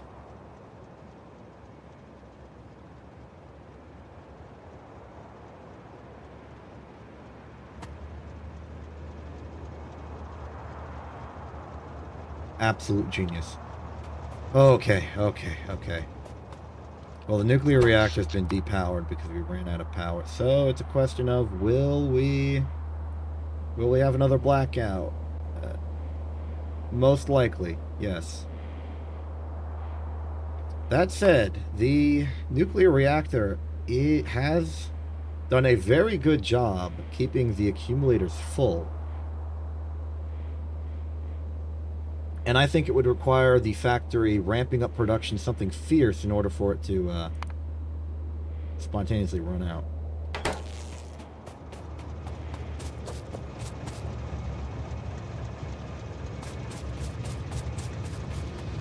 Hey, train. Bye, train.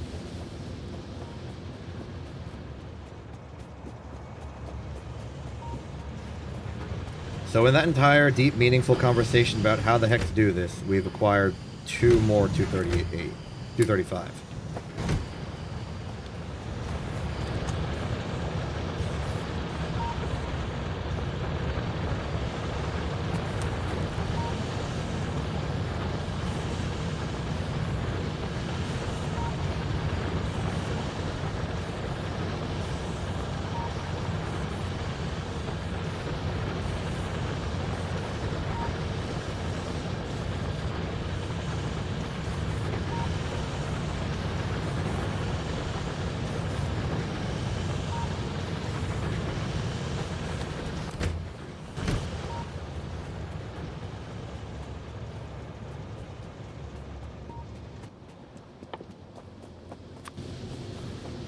Well, I suppose we prepare the train now.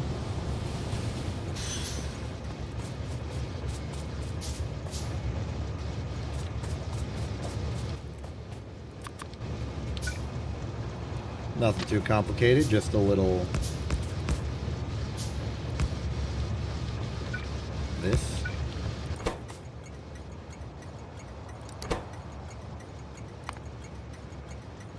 Welcome to...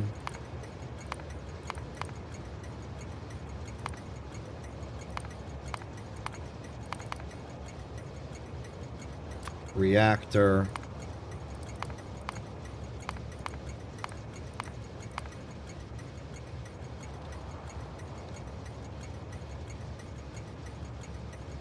So the idea is that we want to bring 235 and 238 here. So I want to use the enrichment process symbol because it has both in it at the same time.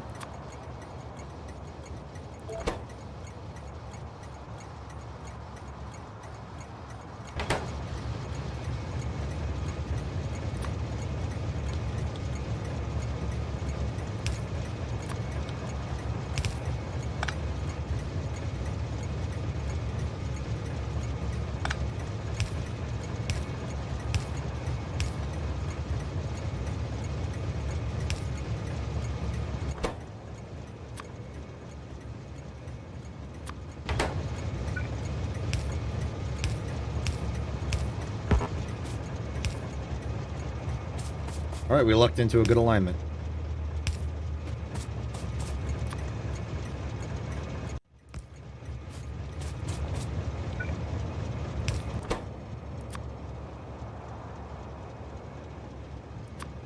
And then in the event of the rare and highly valuable 235...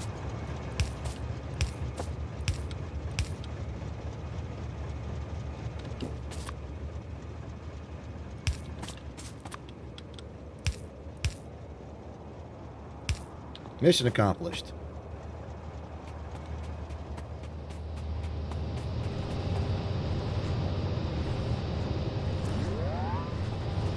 Wait, why are the engines still running? Oh, the reactor's still running because we haven't dropped below 500 degrees Celsius. We're still generating power. That explains everything.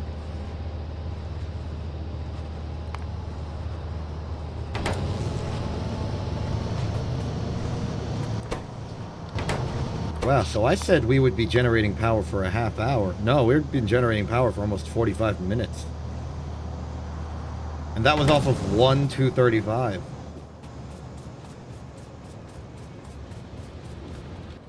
Forget megawatts. We're about to go into gigawatt territory. with just how many reactors we could support when the enrichment process is running.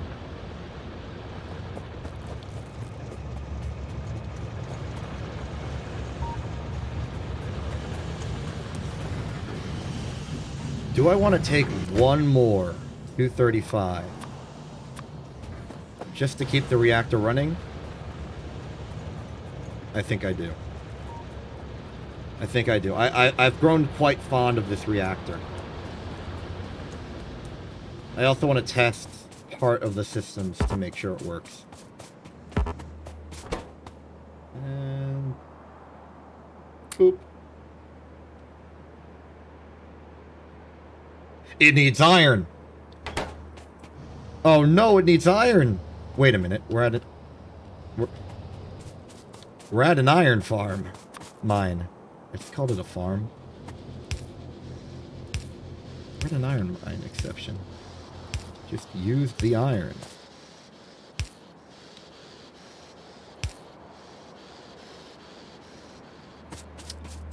This will not work.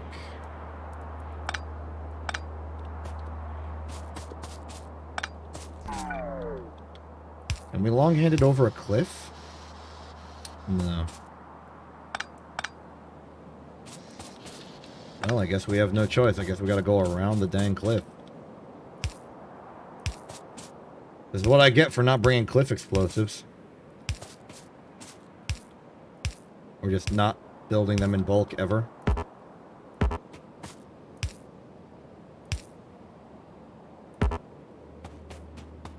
Wait, we are in perfect alignment with the thing. That is unacceptable. We need to align ourselves one up.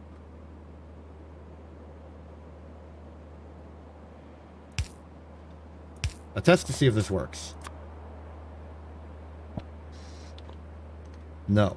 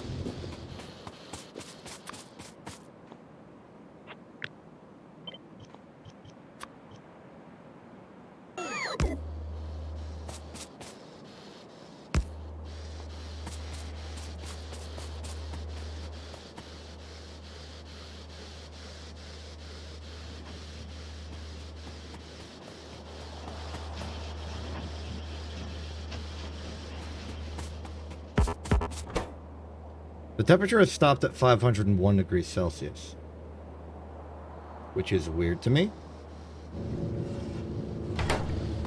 Alright, we're back in power.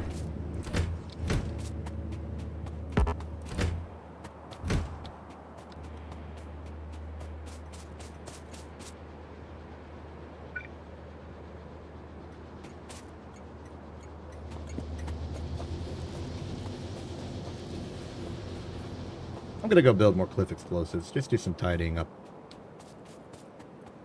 I try and be a big fan of cliffs when I can because they make a nice natural defensive line for biters and stuff. Also, they look cool. But I will admit that the act of removing them itself is a pain.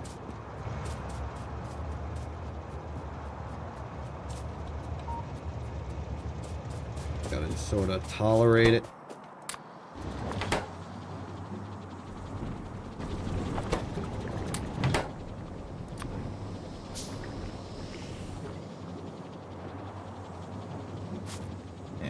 Get her done.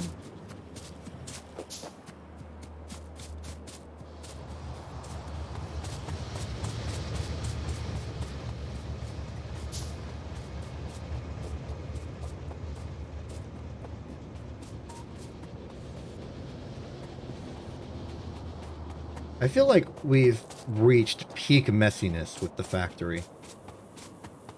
Like, ever since I started moving the science production outside, we've only gotten tidier.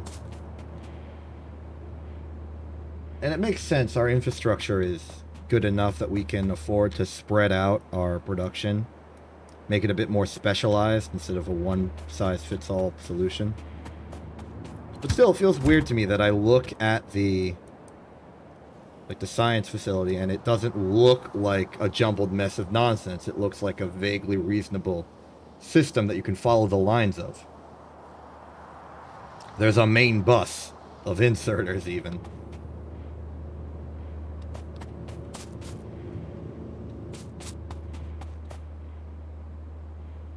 Good news, I've already forgotten what I was doing. Oh, right, cliff explosives. Yes. We have one. Did it.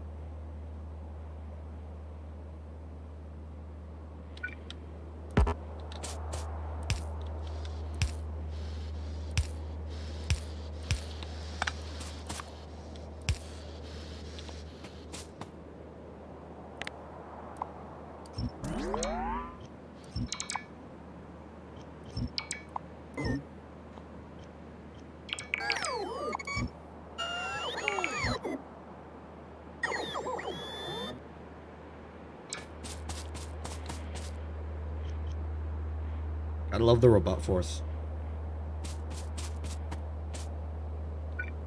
So this is redundant.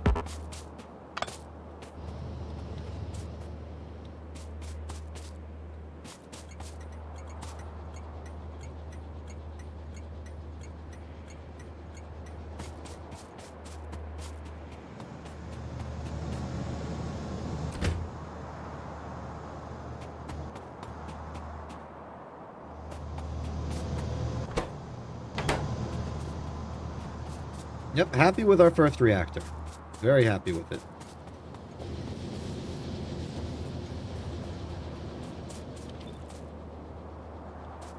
Let's build another.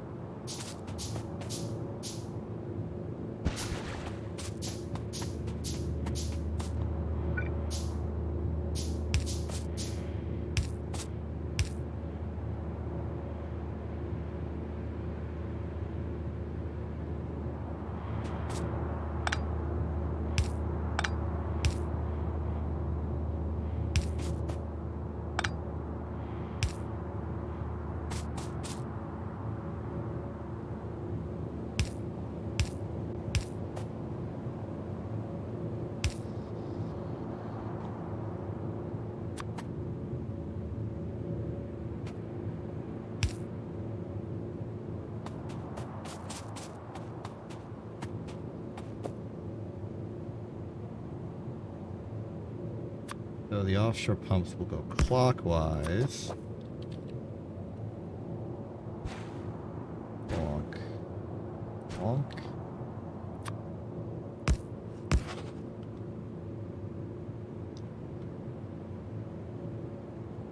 No!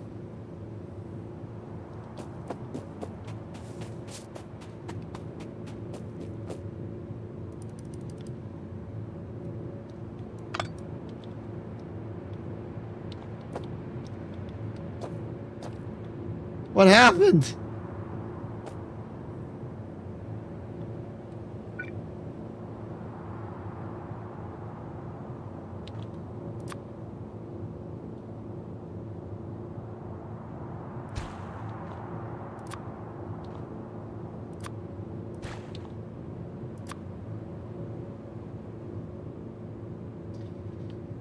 No! Oh, wait, I can fix this though.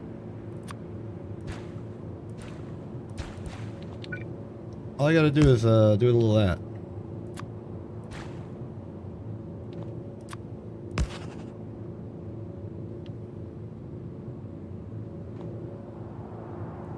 You know, in that case, I can just replace it with a boiler. You thought I was doomed, but it was I, not actually doomed, man.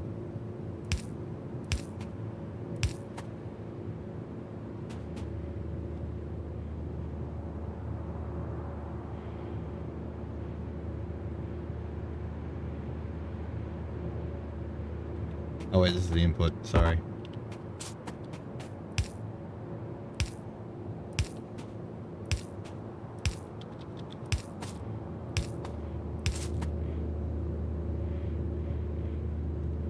Wait, how did I mess up the alignment this badly?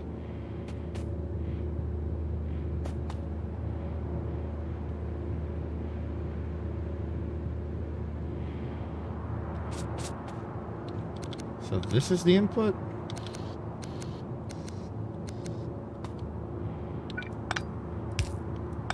Like, no, because it has to be...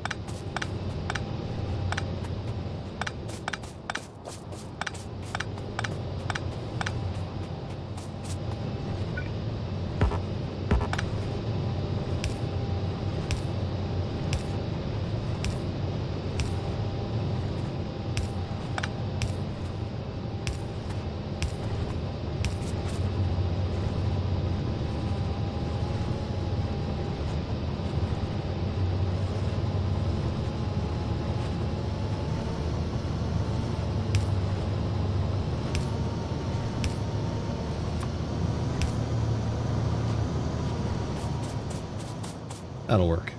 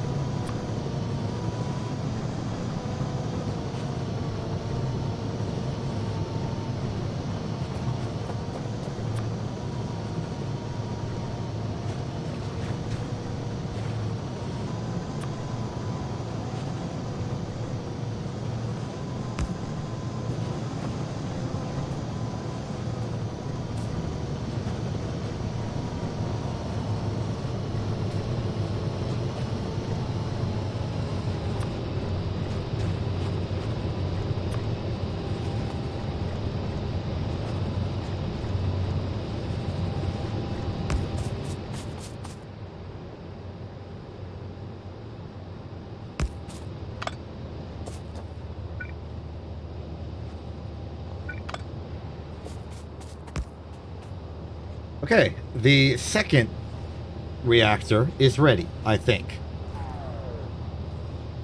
The only thing stopping it from actually being ready is the fact that we have no more fuel.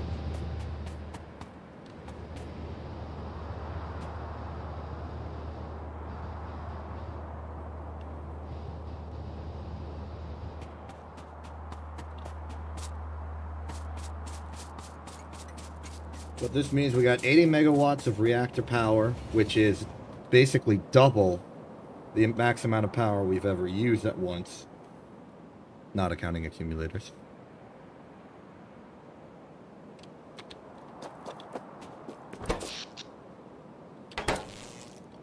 So now it's just a question of when you will finish getting 40 of yourself.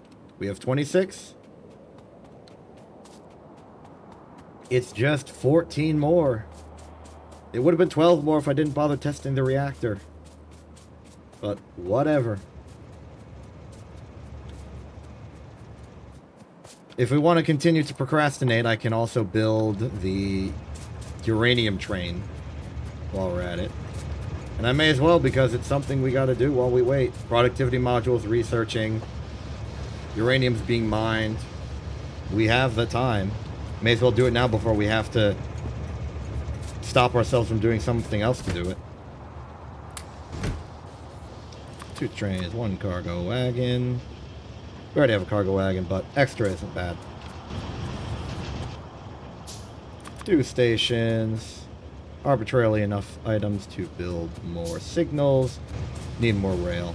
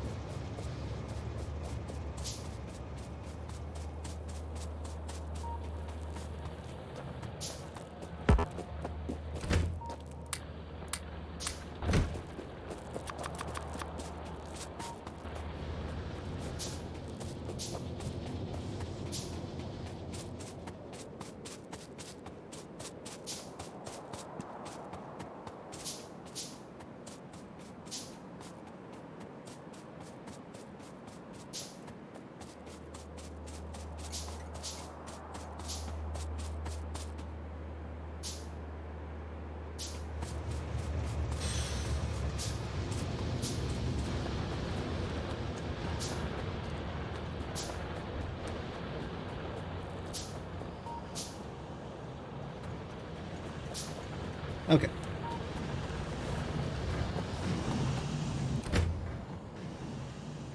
So right now we have this arbitrary system set up to ensure the uranium-235 as a place to go. But that doesn't really matter for the train itself.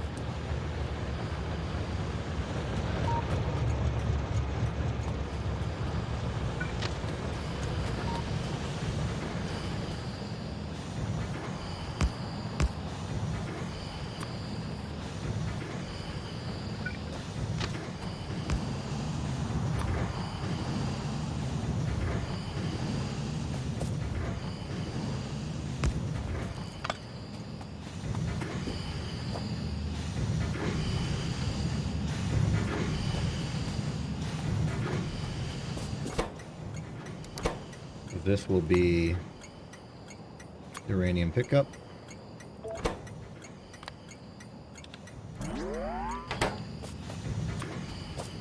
And it's nothing complicated.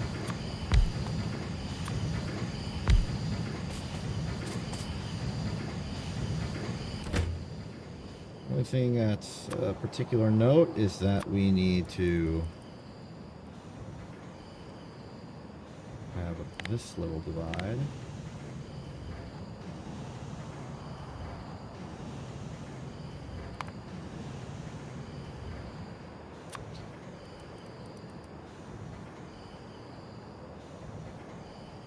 And yes, I do plan to transport the uranium in small bunches. We don't really use much at a time.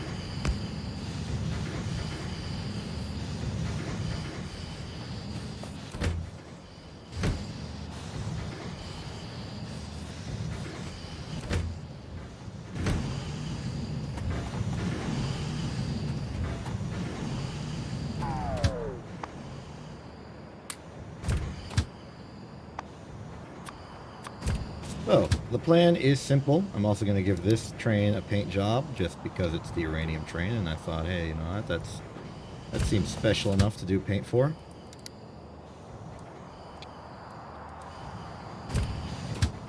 So, you will start right here. You will wait till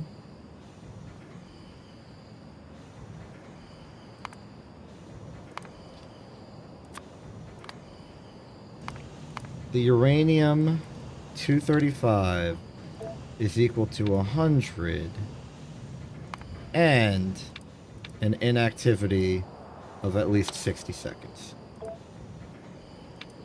Or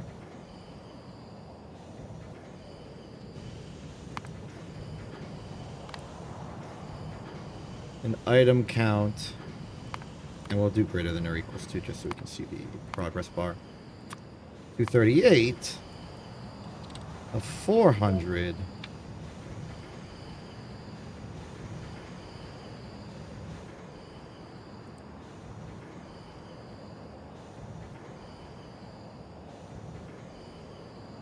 Is that good? Is that sufficient?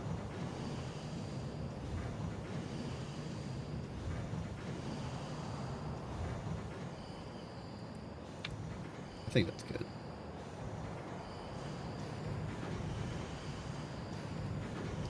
We will then go to the reactor, wait for an item count of 238 of less than or equal to 0.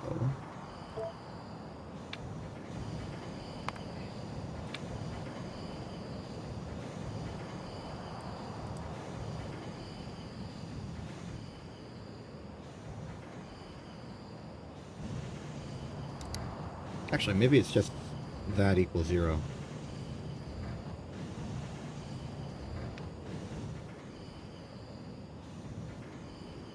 Because, like, if the 235 is full anyway, we don't really have to care.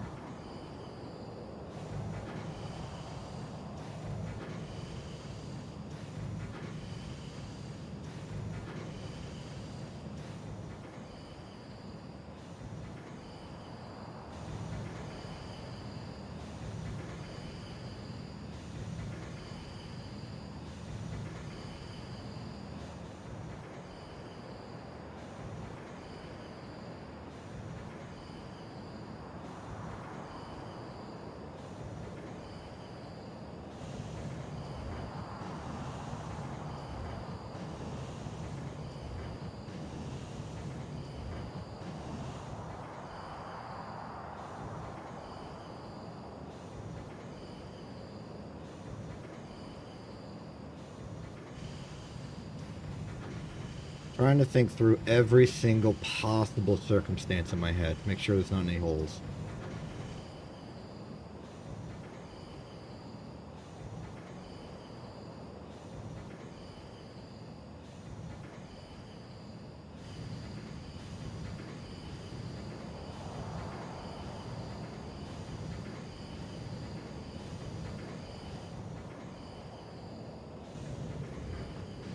I think this is good enough.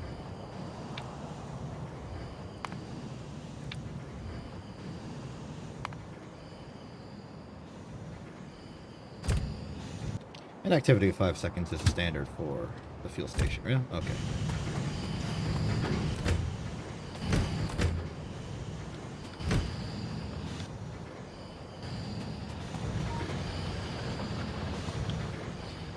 So productivity module is done, which means we can finally research the rocket silo.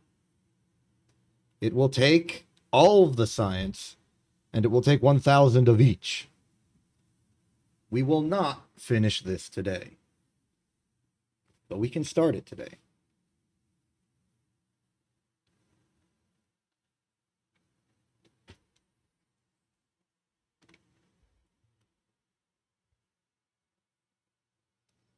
We can also get artillery, which is 2,000, but we've started working on it already. Now, let's go rocket silo. We're rushing to endgame.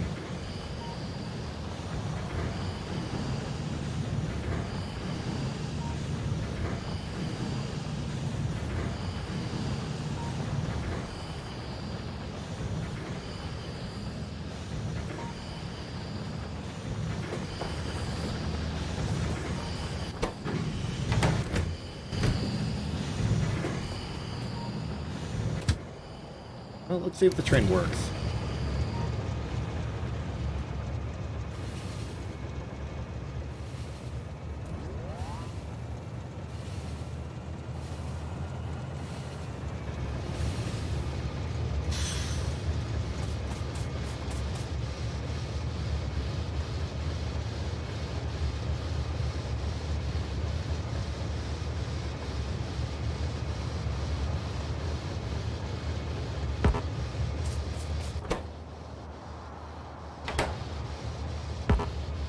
Well, the 235 has successfully gone into the enrichment process immediately,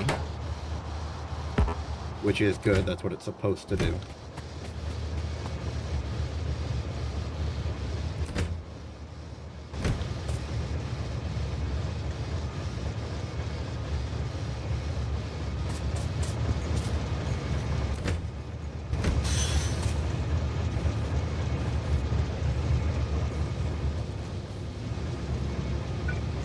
Oh, whoops.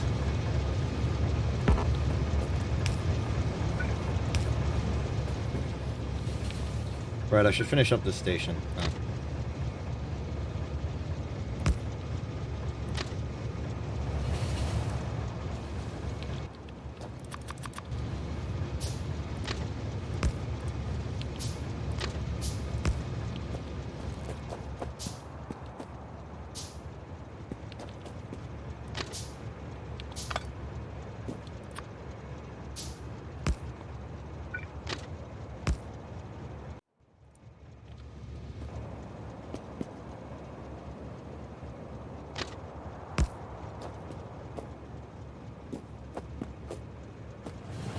Okay.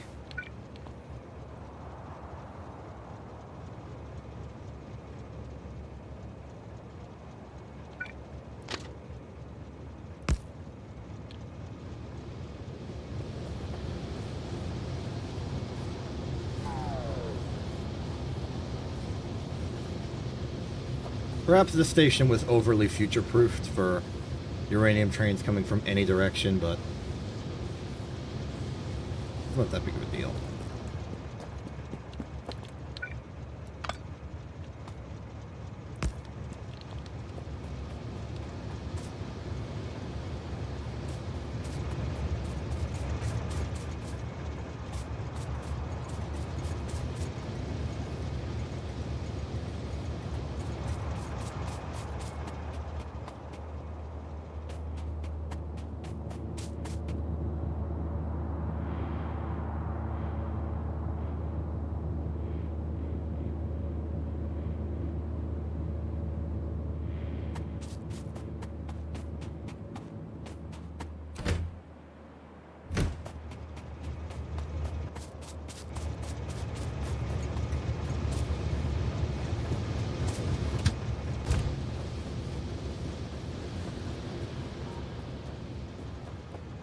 Okay, this is a minor flaw in my system.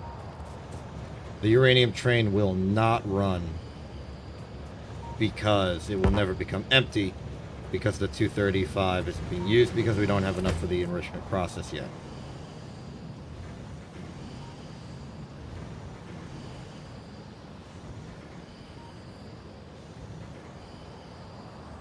Well, I forgive you.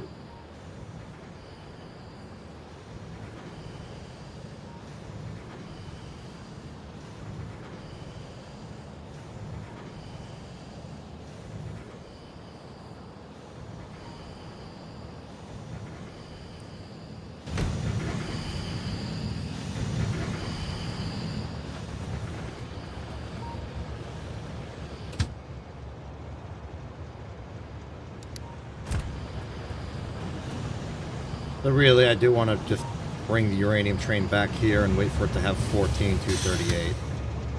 Set it to manual.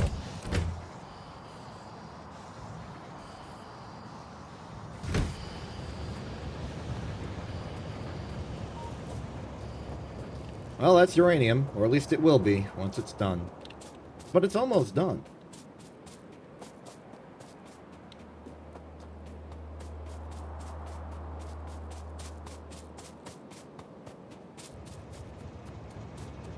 What have we learned today, other than the fact that centrifuges are expensive?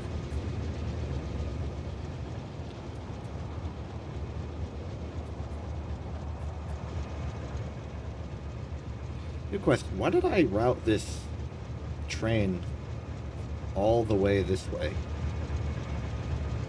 As if it were a sane and reasonable thing to do.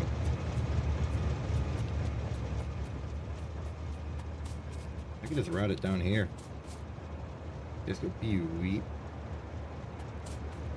It would probably give it further to travel, considering it gets its fuel from here, or its cargo from here.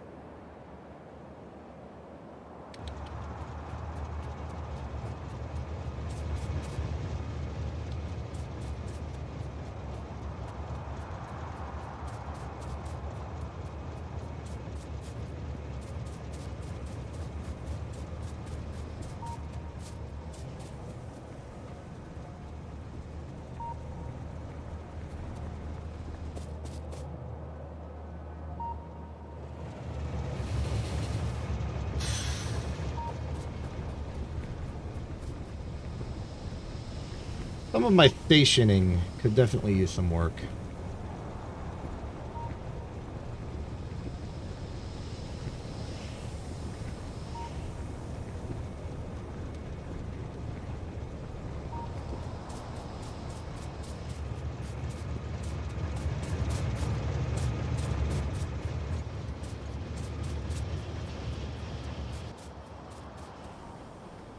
We've unlocked rocket parts. How much fuel do we need for a...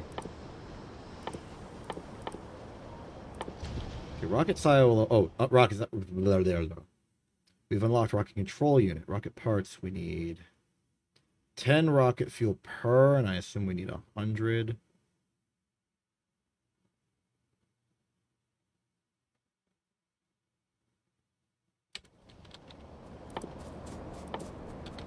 So that would be 1,000 rocket fuel. How much do we have right now? 20. Excellent.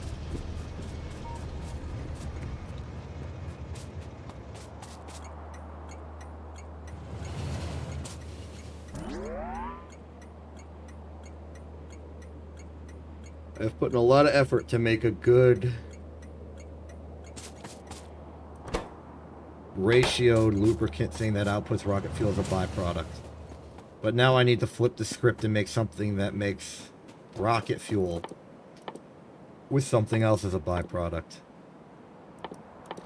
So how the frick do I do that? Rocket fuel is 10 solid fuel and 10 light oil. Very simple, very easy. The hard part is that light oil.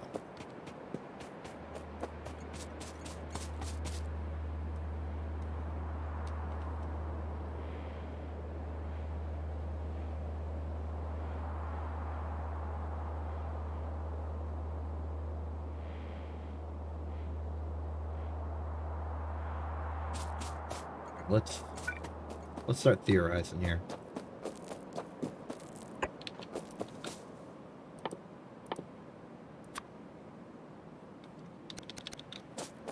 This is something we're going to eventually have to care about. Rocket fuel is solid fuel plus light oil, which means we need light oil.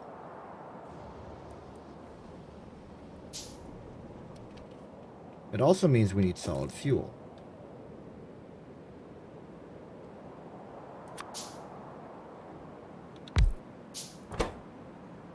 So we need light oil, so we need the advanced oil processing system. This means we will need to take in water and crude oil to get advanced oil in the form of heavy, light, and petroleum.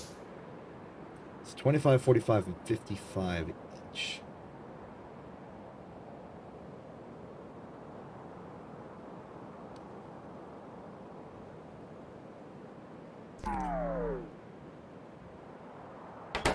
Now I need to ask the question.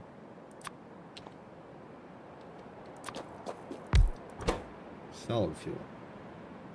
10 light oil is 1 solid fuel, I think. 20 petroleum is a solid fuel. 20 heavy oil is a solid fuel.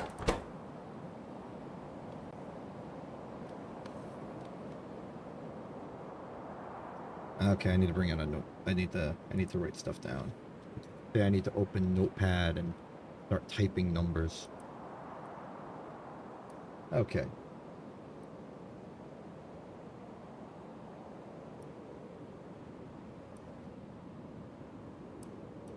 Wait, actually, what am I doing? I remember this. I can write it on the stream using the text system.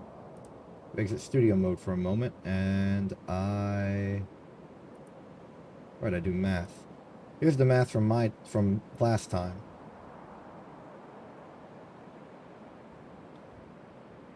So let's look at this math for a second.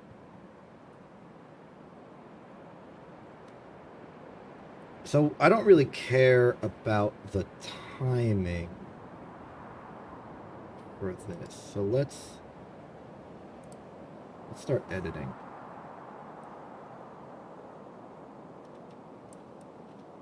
$100 crude oil. Right, this is the plastic math. I don't need the plastic math. We need the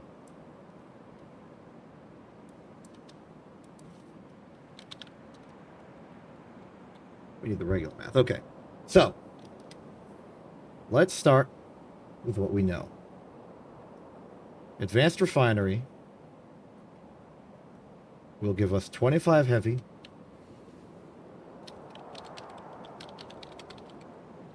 give us 25 heavy,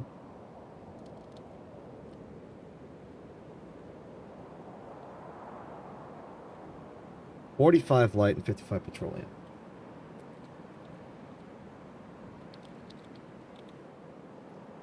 The petroleum must be converted into solid fuel.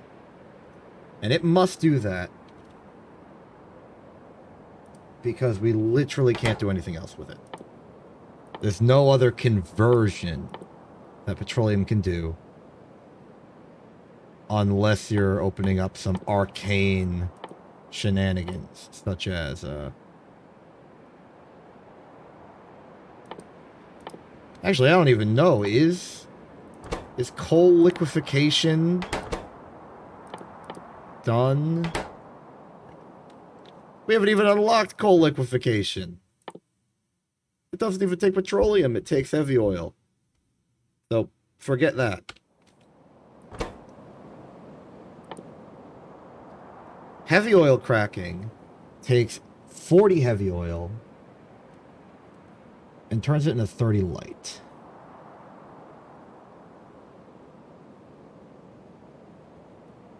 So at the end of the day, we're going to need an equal amount of light and solid fuel. Starting with the petroleum. 20 petroleum gives us 1 solid fuel. So if we do an advanced refinery 4 times, we will have 220 petroleum, which will give us, in that 20-to-1 conversion, 11 solid fuel.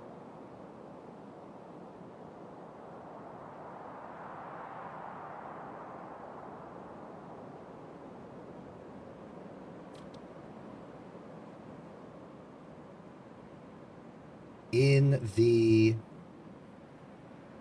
light oil, we will have 110. Sorry, not 110. It's 445, not 4. Something less than that. 445 will give us 180. Light. And with 25 heavy, it will give us exactly 100 heavy.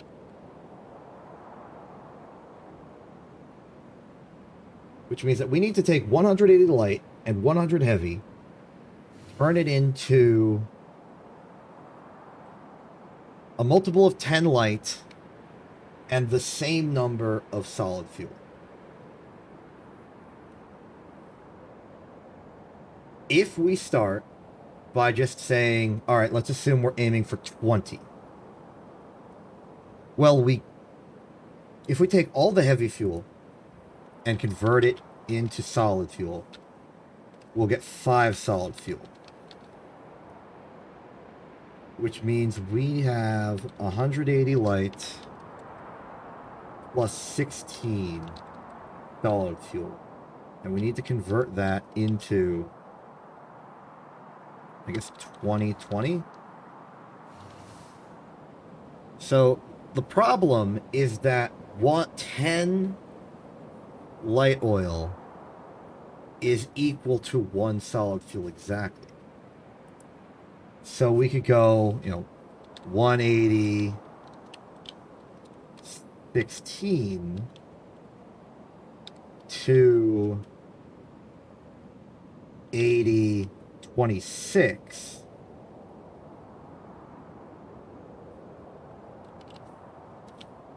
Which can then go to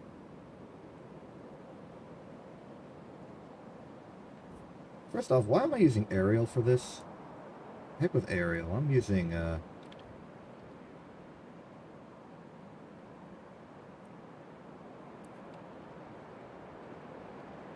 fire code semi-bold. There we go. Which means we could then go to 40, 30. And that is so close. At 40, 30,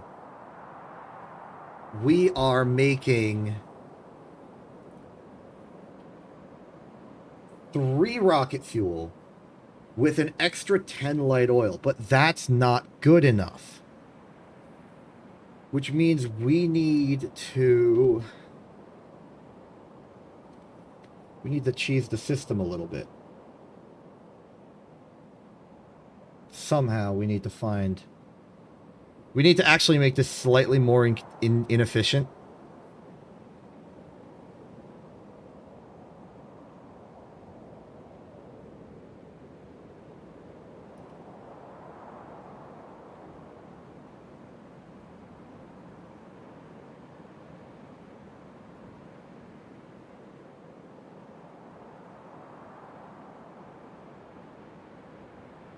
And I think I have an idea. Cracking heavy oil produces light oil at a rate of 40 heavy equals 30 light, which, if you crack it further, is equal to 20 petroleum.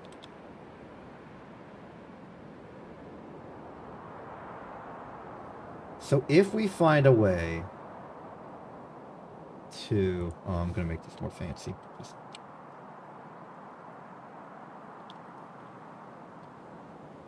There we are.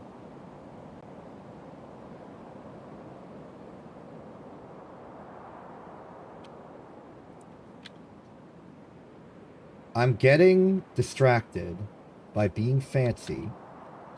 However, heck with you, I want to be fancy.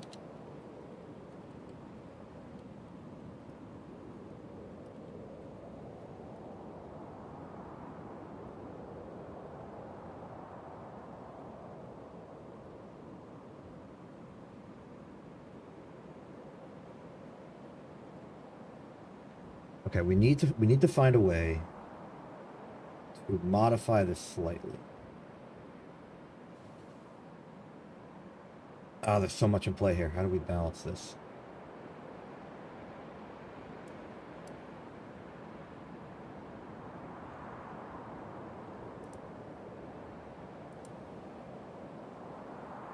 $20 heavy oil. If we take 20 heavy oil,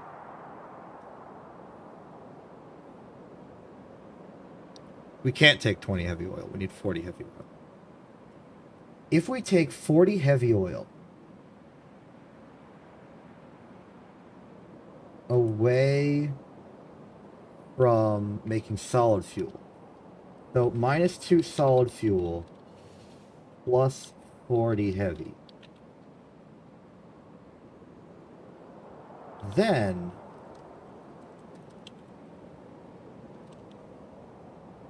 we take that -40 heavy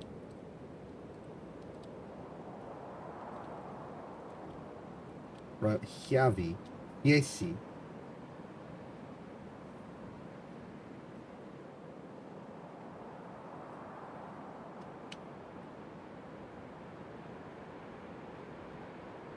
and plus 30 petroleum.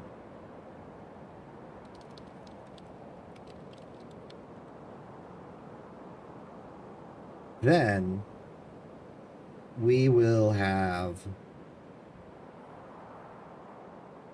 that 20 petroleum, which we can then turn into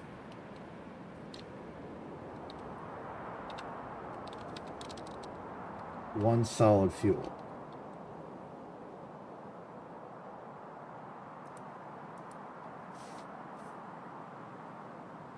Oh, we're going off to the side.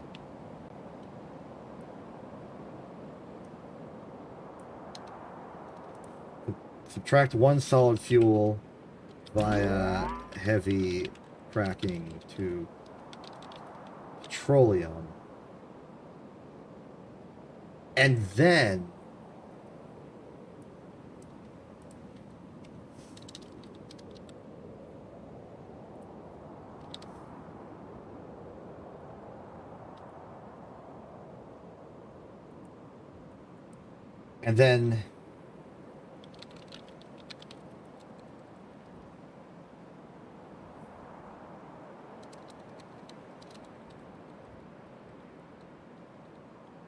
yeah, I'm going off the side again.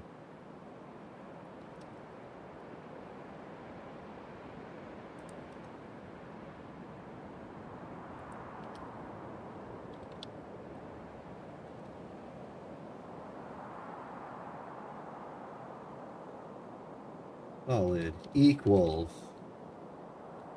and here's our answer.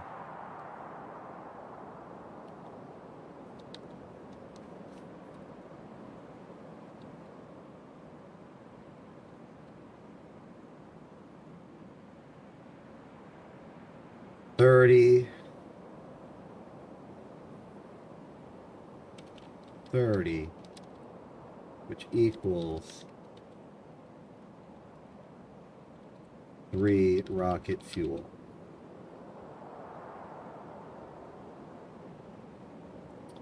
Okay, there are several problems with this. First and foremost, how the heck are we going to split off exactly one heavy oil to do this?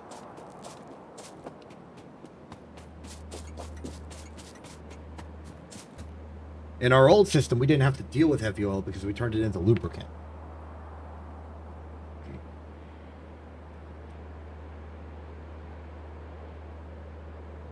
How the heck are we going to deal with it here? I have no idea.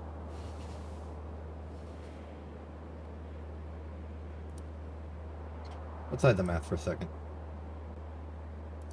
Back to studio mode.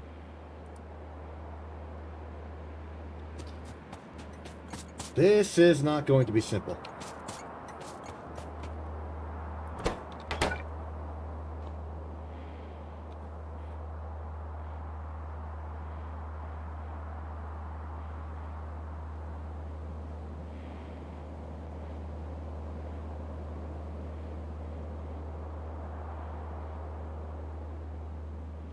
But what if we...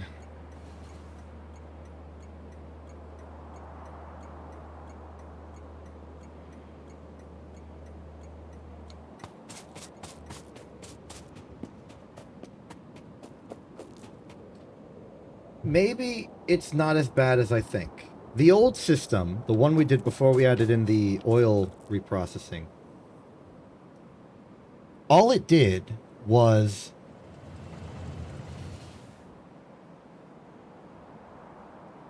make 10 extra light oil. That's not that big of a deal. What if we just take that light oil and throw it away?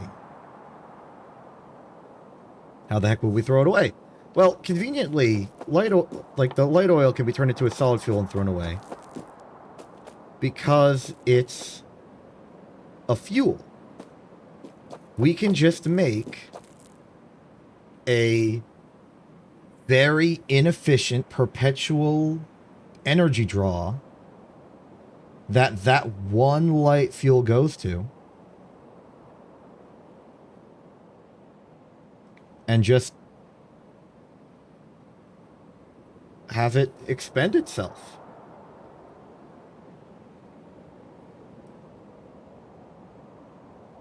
We could use it to fuel trains, possibly. It's an option. Or we can just get rid of it by just having a little isolated electrical grid to the side that, I don't know, just has a bunch of inserters passing around a piece of metal.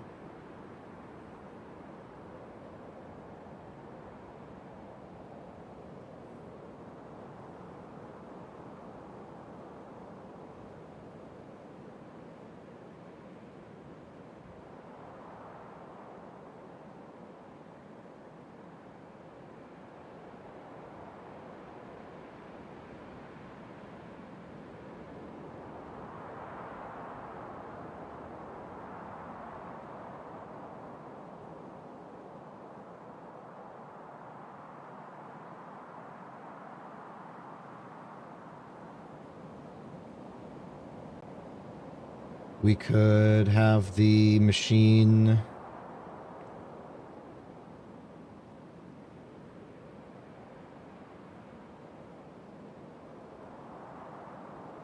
like just a simple steam engine that powers an... Oh, I know! Have it power a laser turret! Easy. Laser turrets already cause, like, a severe electrical draw. Alright, you know what? We have our system. We're going with the old one. Put the math back on screen.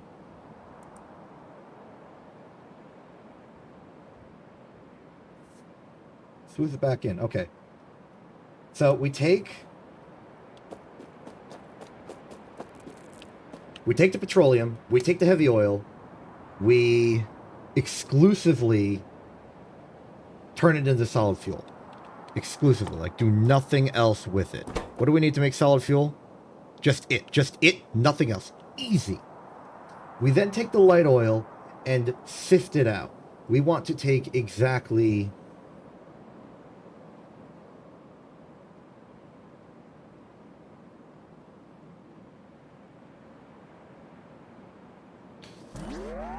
We have 180. We want to get down to 40. Well, actually, we want to get down to 30. So we take 15 out of 18 units of light oil. and we turn it into solid fuel. And the rest we combine with that solid fuel itself to make rocket fuel.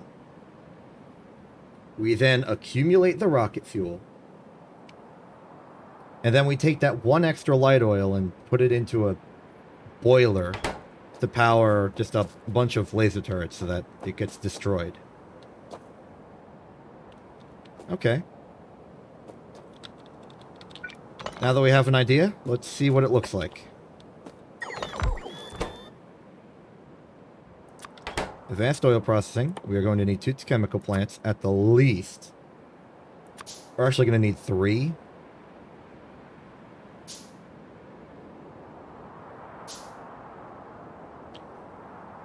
And then 1 to build rocket fuel. Unless rocket fuel is built in assembler, but I doubt it. Yeah, no, it's... Wait, I should know this. It's right here. Rocket fuel is made in assembler. That is fascinating. Okay, so. Petroleum. Solid fuel. Solid fuel. You get barreled.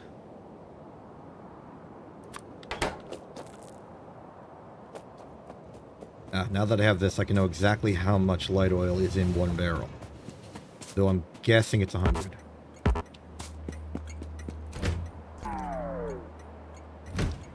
Light oil barrel. 50. 50? 50.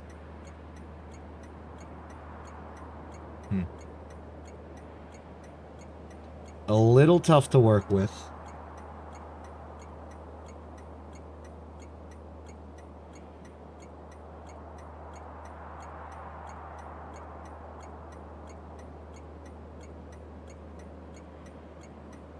But it's still the 15-18 system.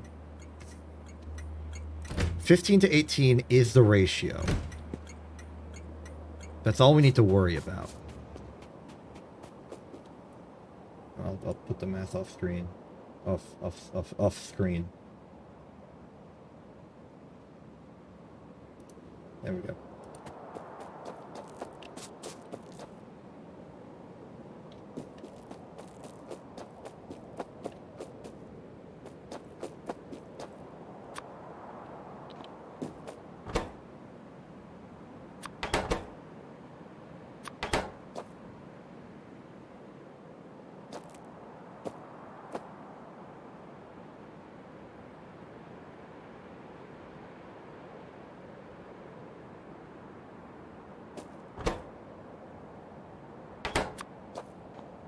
It will have to be another system like the one we had before. Another train circuit system, so we need another train.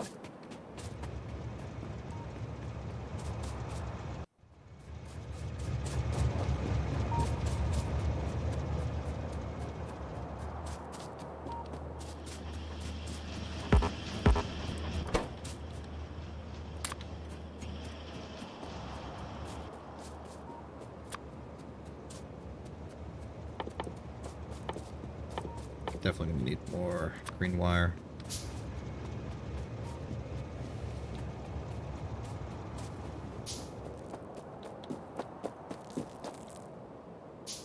Okay. So in theory,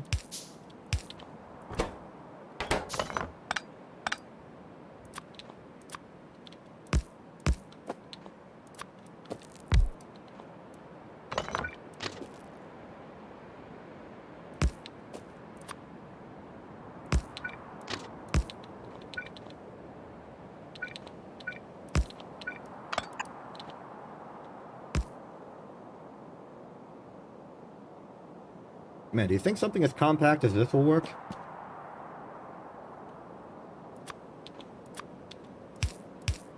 Hope so. Okay, you are now fuel logic. You will go to rocket fuel logic.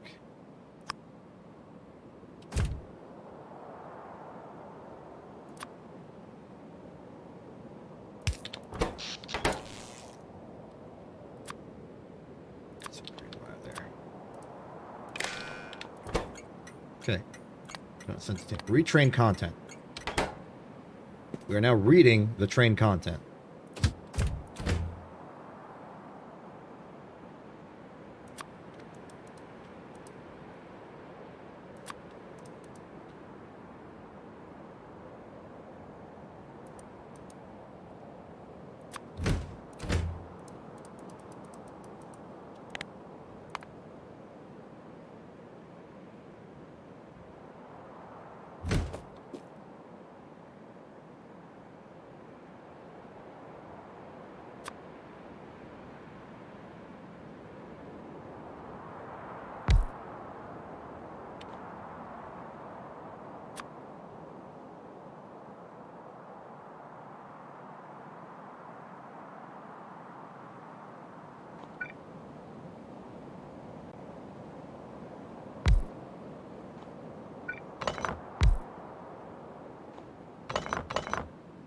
We have to balance this, right?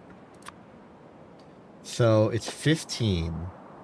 So 2, 4, 6, 8, 10, 12, 14, 15, 2, 3.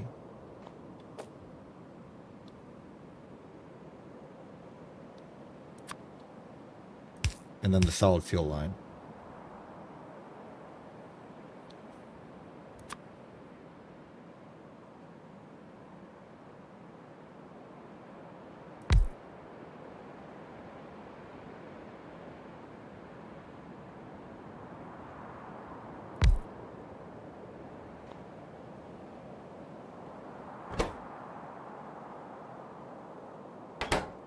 Is this even how I did it before? Yes, yes it is.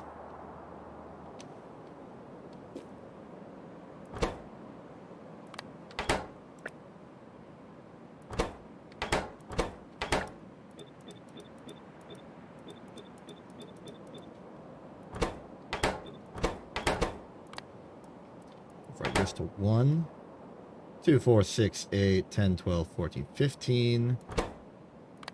Override you to 2, override you to 1.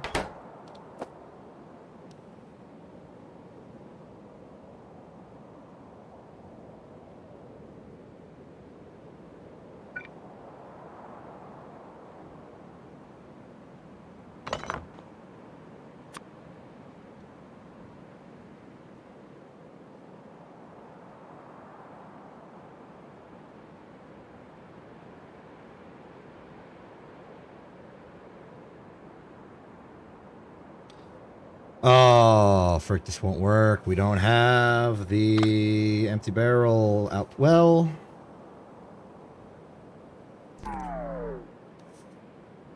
no, we can bring him back. We can bring him back.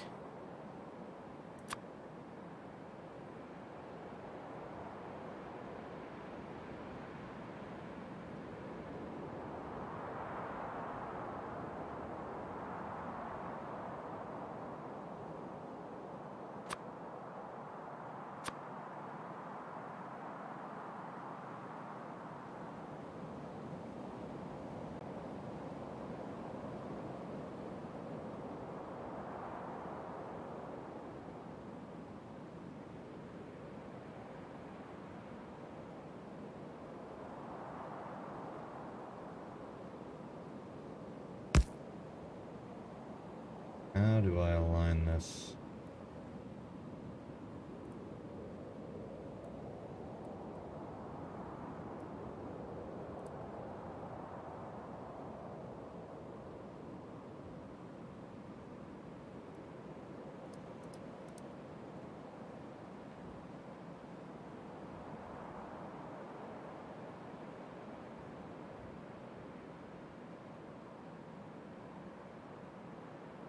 Sorry if place broke for a second there. I was doing a thing. Sorry, Excels. Keep forgetting. We changed the name. Okay.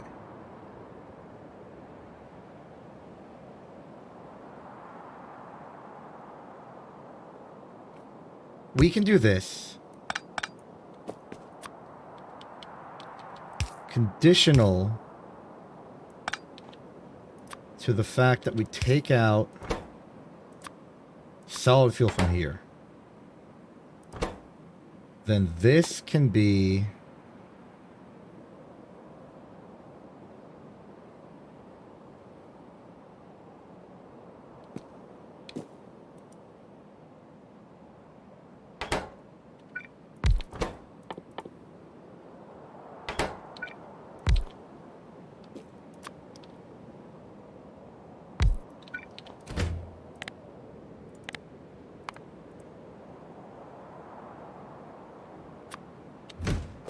whatever barrel goes in there. You're going to need empty barrels to go back into here.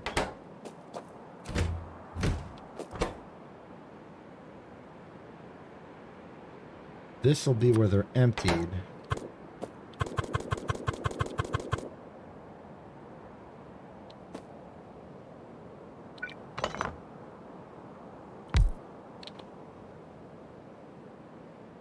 And then turned into solid fuel. Then this will be another emptying ground.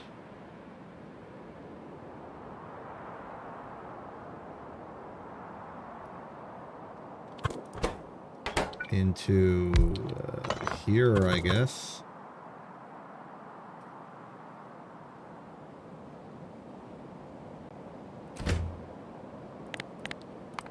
Wait, I can cheat. I cannot cheese this because it has to be a filter. Okay. Never mind. Cannot cheese that. It goes in here. It'll go into here. The empty barrels will be deposited here.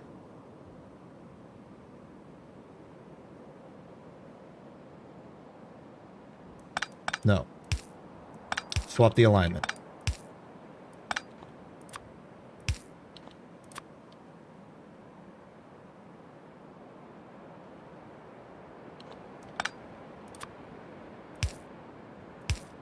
Okay.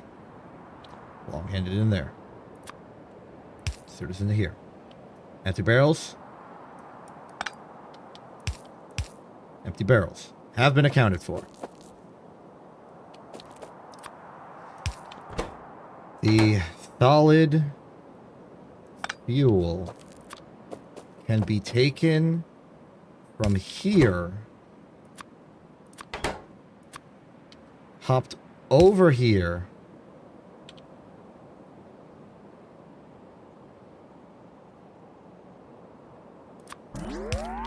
and then carefully snake its way to here. I'm out of long-handed.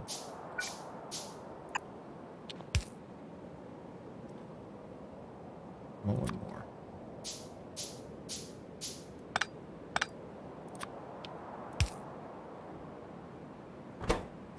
Then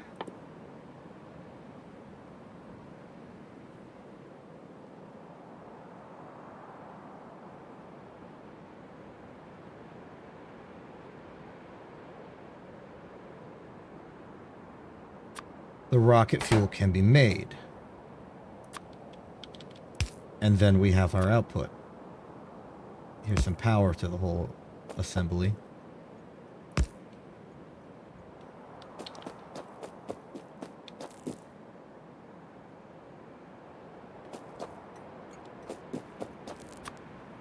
Now we need the circuits. You. Okay.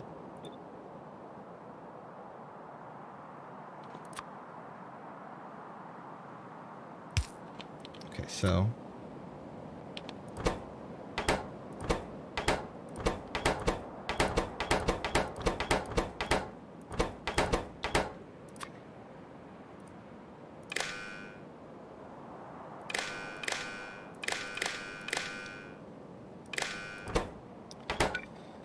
Need more green circuit wire.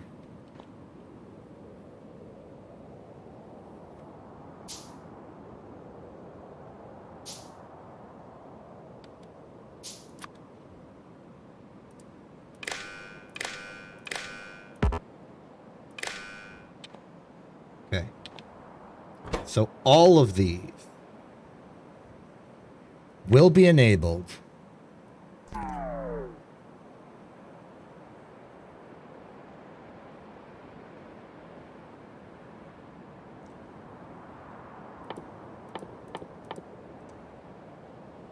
when the number of light oil barrels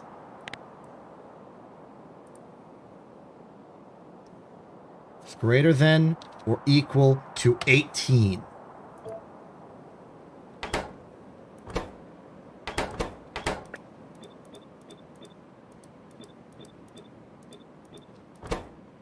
And then I'll just go in and manually overwrite the stack size for 2 of these.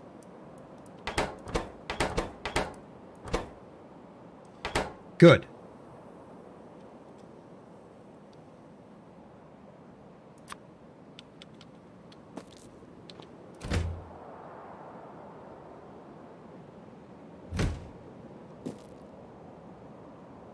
Still need one more.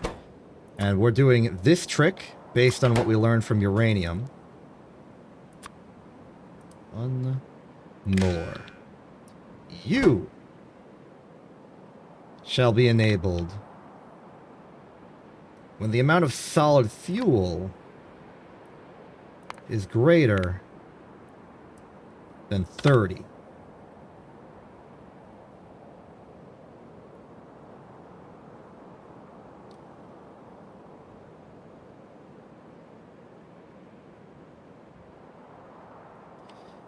Actually, you know what? I'm just going to be safe and say when it's greater than 300. Because this is the overflow. The entire point is that we're just trying to make sure it doesn't, like, get jammed. So.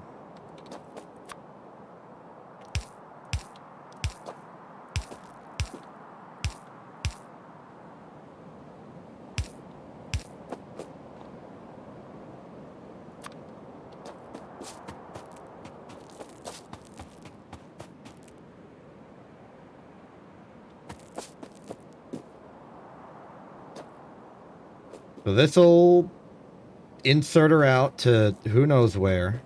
A boiler somewhere. And it will power a steam engine, which will then power some laser turrets, just as a mean to burn off the extra. So this is our rocket fuel refinery.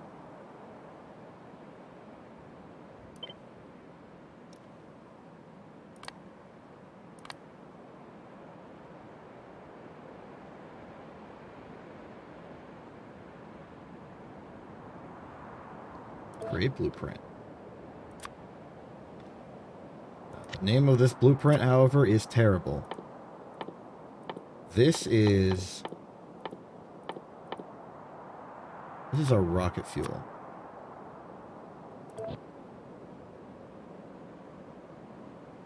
Lovely.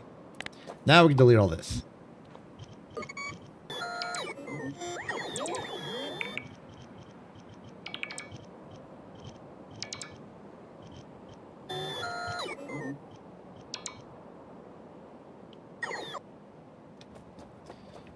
And move it somewhere else. What are we looking for in our train in where we want to put this? Well, it'd be convenient to not have to rely on another oil train, but we're probably going to have to. The real priority is that we put this somewhere near water.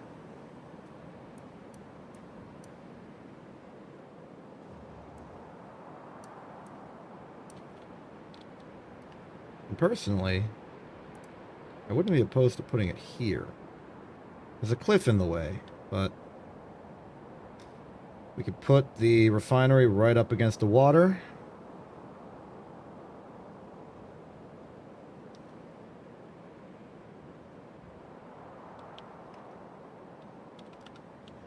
really want is something like this.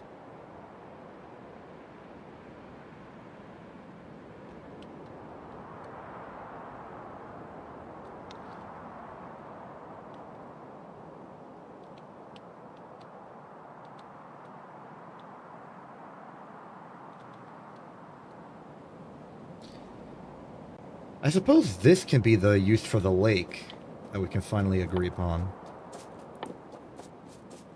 Do I own a radar? Do not own a radar. Let's own a radar.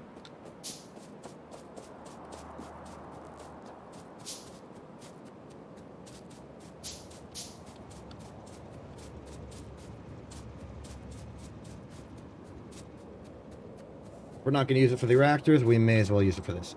Speaking of reactor, how many do we have right now? 2? According to my math, we need 12 more.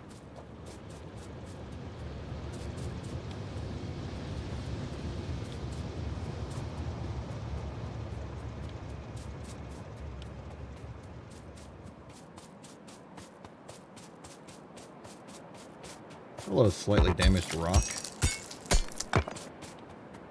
Thank you for the singular landfill.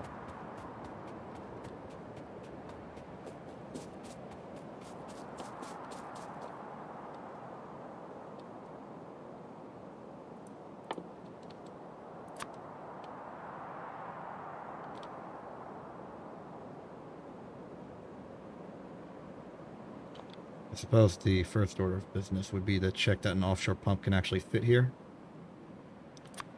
We will need 2.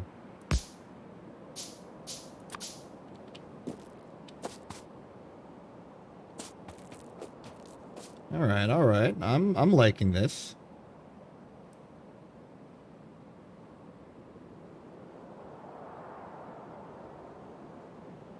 Yeah, the oil will be barreled in from the left and rocket fuel can come in from the right. Okay.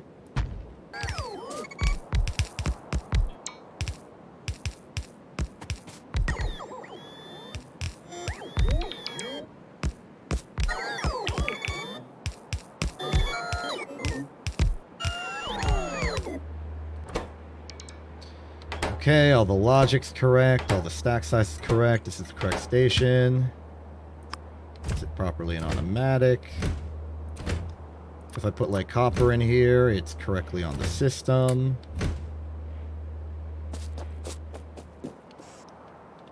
You are facing the wrong way.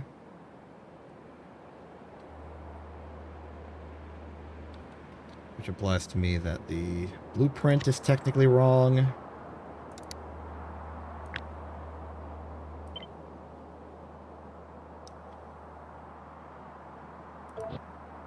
Fixed it.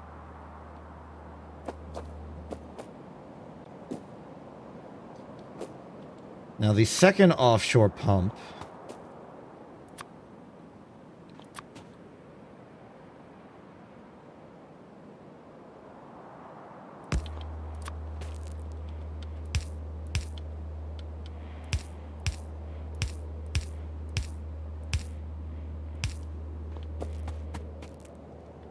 will be situated over here, I suppose.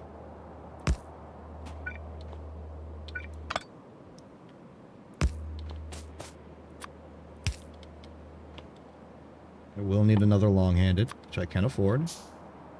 Got plenty of boilers from before.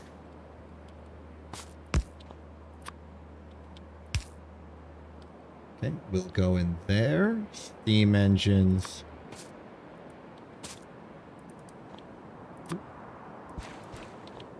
Steam engine. 1. 2.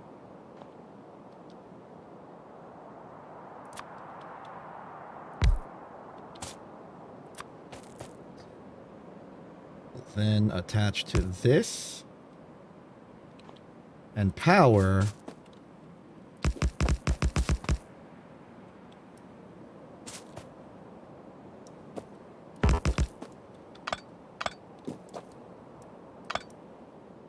this.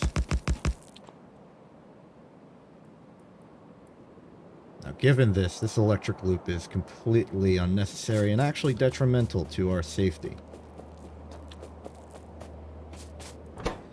So let's just test if this works.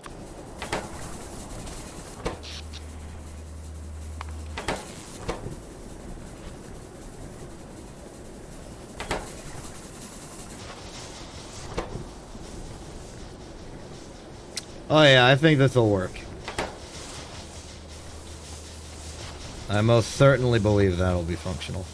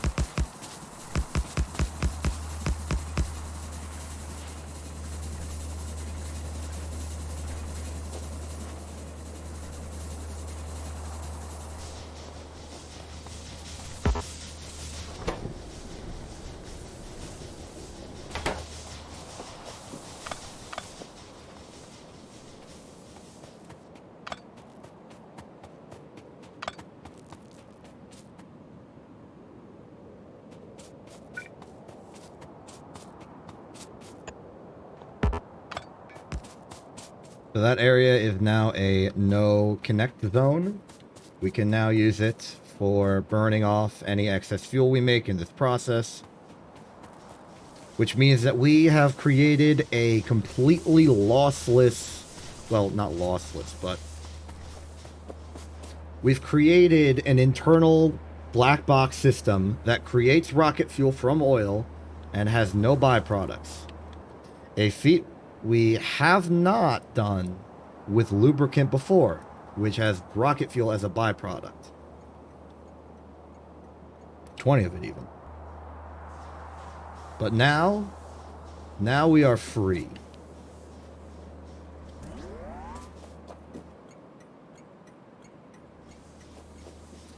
I am frankly surprised at how much productive we've been through here. 26.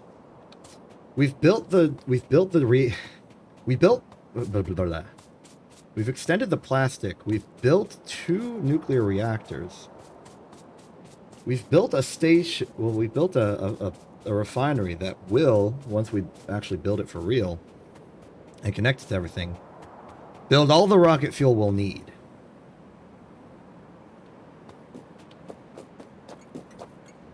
Actually, quite impressive. So yeah, I'm thinking it'll be one train that goes up. That'll be the oil train. There'll be one train that goes across. That'll be the fuel train, and they'll both just leave out this opening here. The parts known to make sure that they have a clear access route, and to just make things easier for myself, I will endeavor to build a little bit of a path through by destroying the cliffs.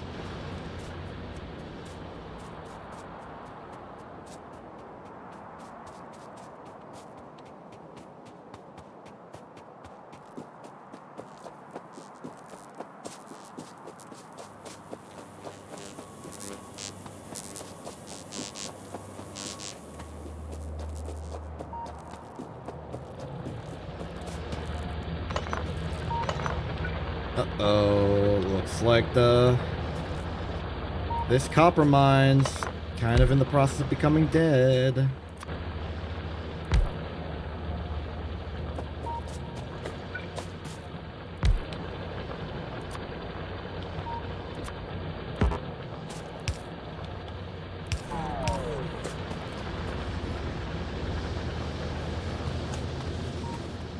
That's actually very bad news.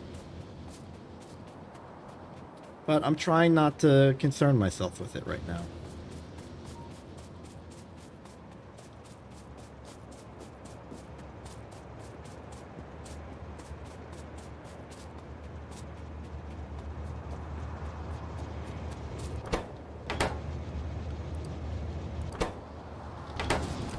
And of course we'll need another dang train.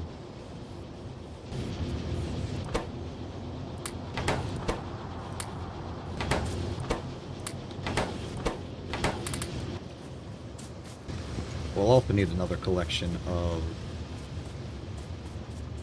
barrels for the new oil train.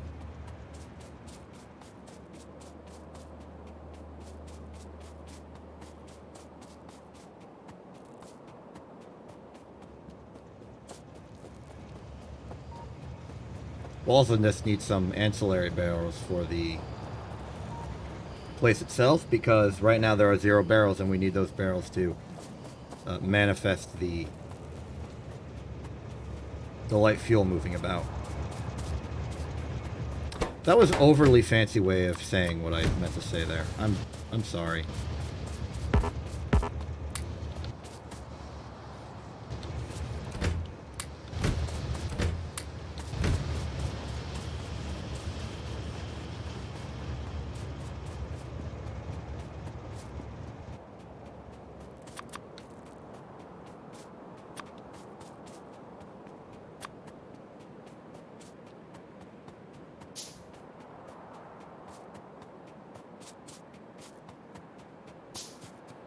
Continuing the list of things we need actually 2 more trains.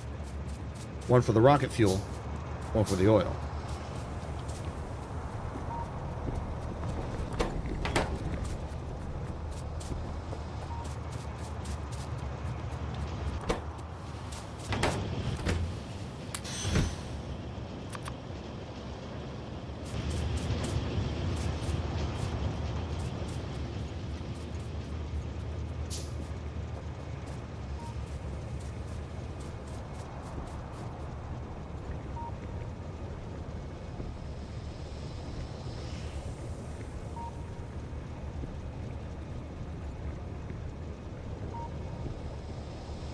I admit, I'm proud of how the factory is developing.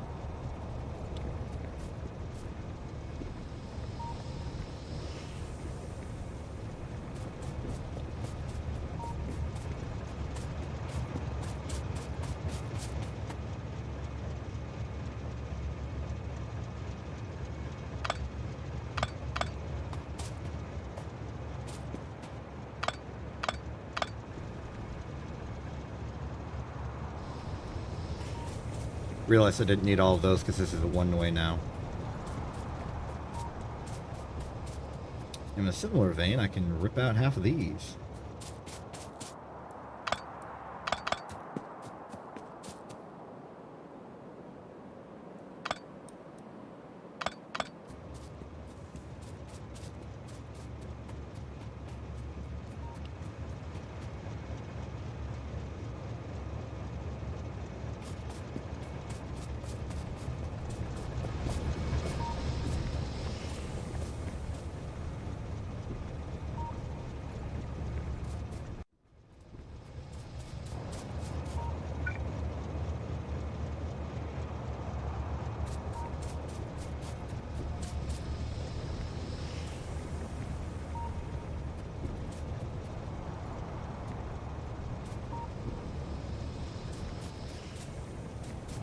I don't think I should change this station at all. It works how it is.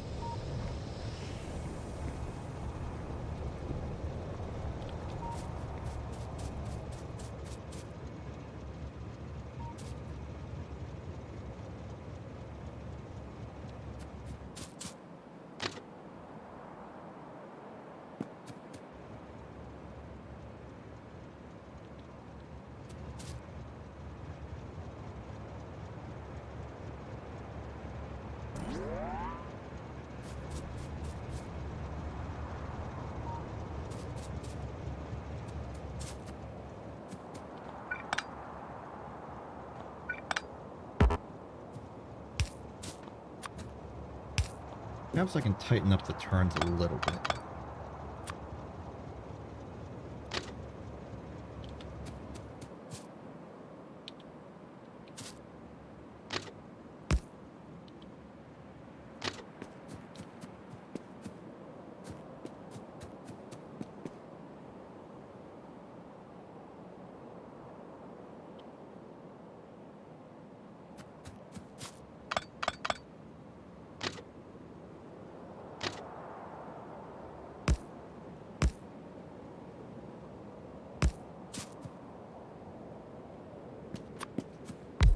test this.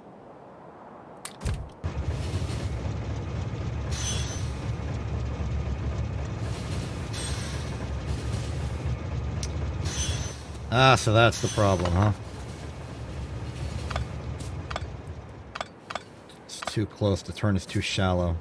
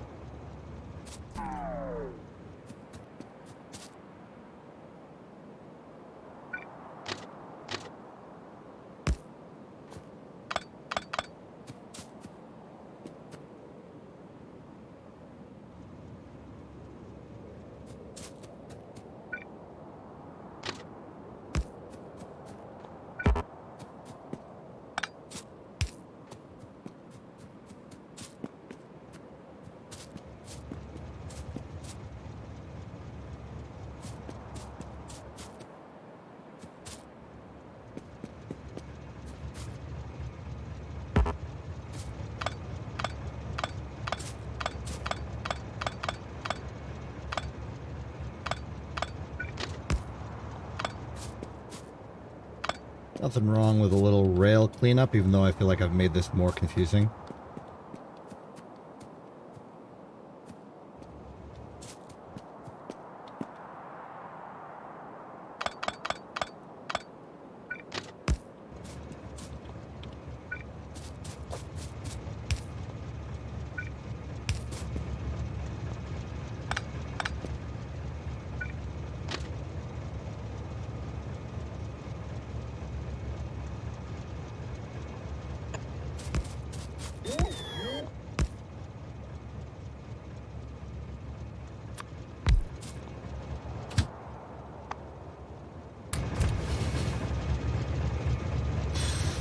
Oh, that worked.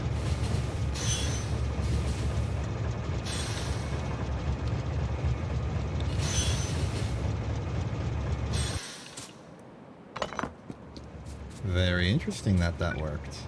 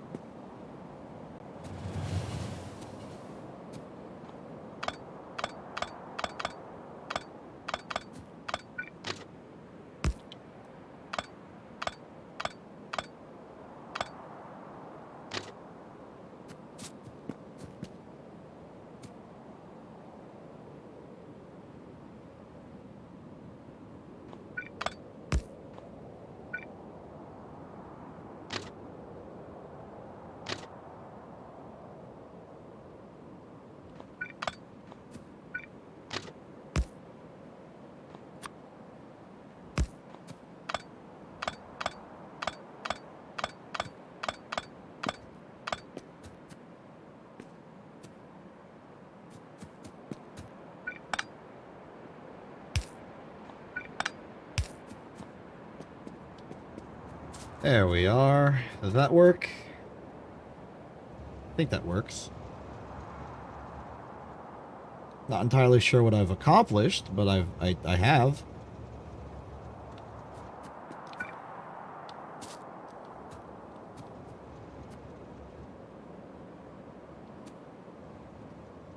right.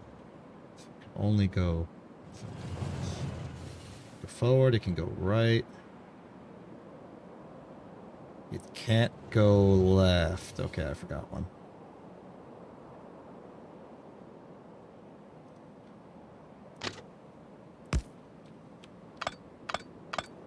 Alright, this is probably what I intended with that.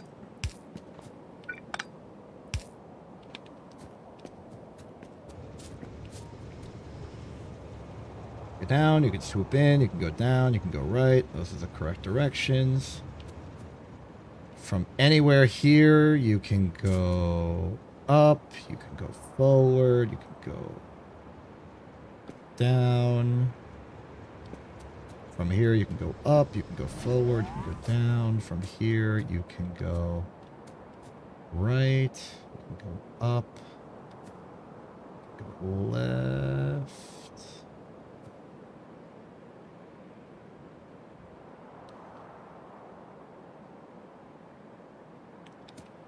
Okay, I see. This is completely unnecessary. That explains that.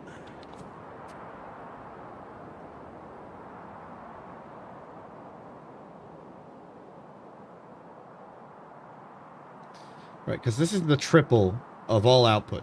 Because there's the one that goes up, forward, and down. This is the triple of all inputs. Go right, forward, down. They all connect here. Good, good. I've understood what I did.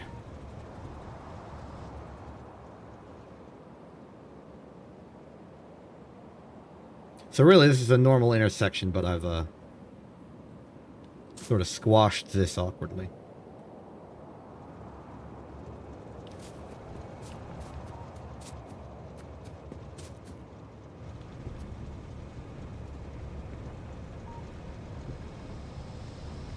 Perhaps a waste? Perhaps. I'm fine with it, though.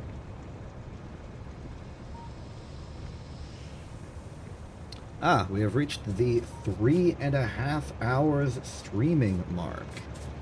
Which, for Sunday, is a pretty strict deadline.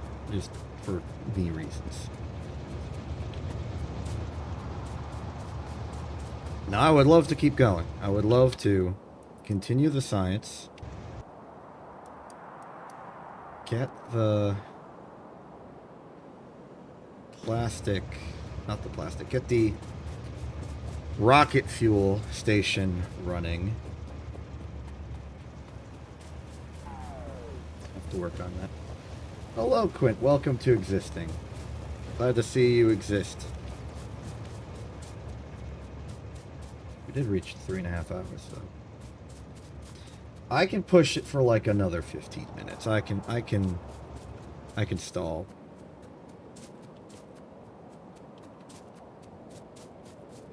I got everything I need to stall.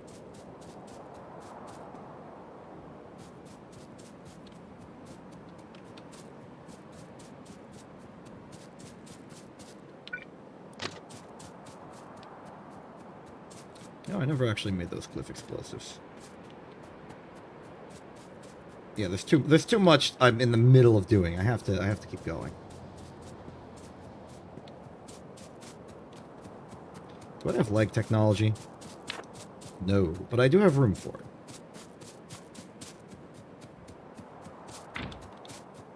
Where's the leg? Can't build leg. Requires engines.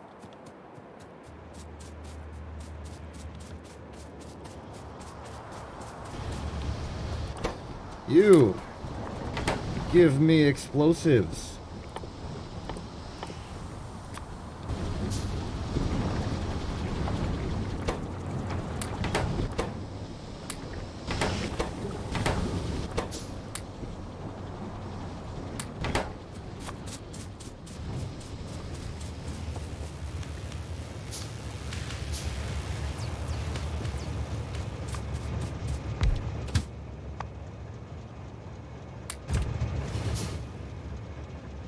Here's enough to forcefully mandate a path exists.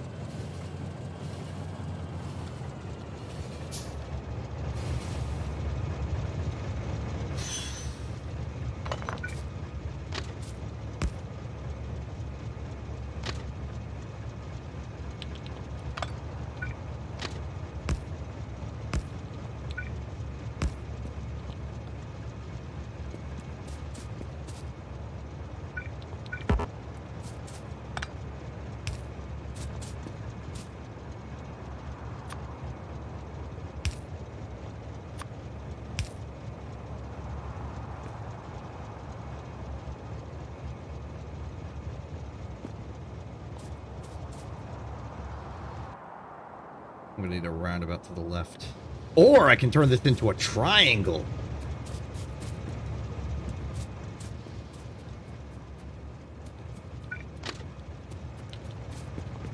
Alright, you know what? We're going with the triangle strategy.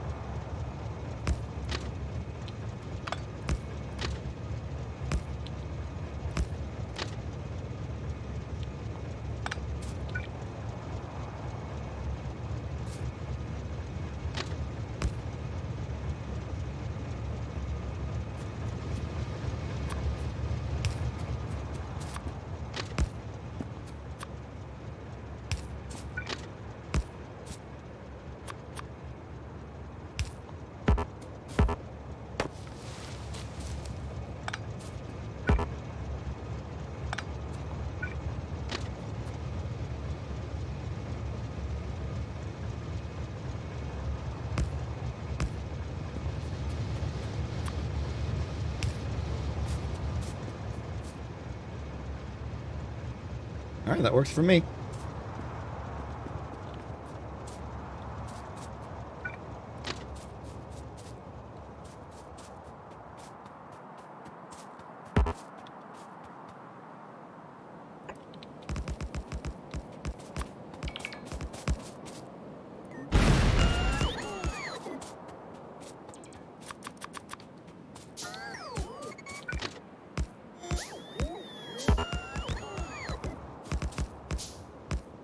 Beep boop, son. Beep boop.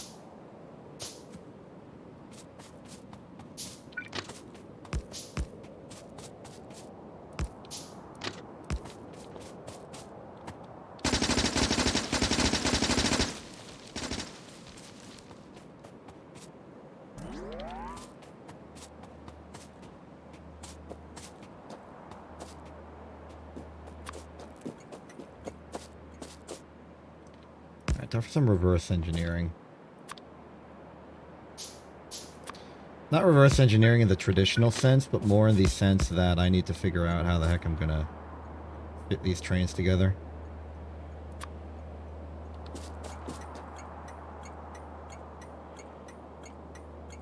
I mean, that'll work, but barely.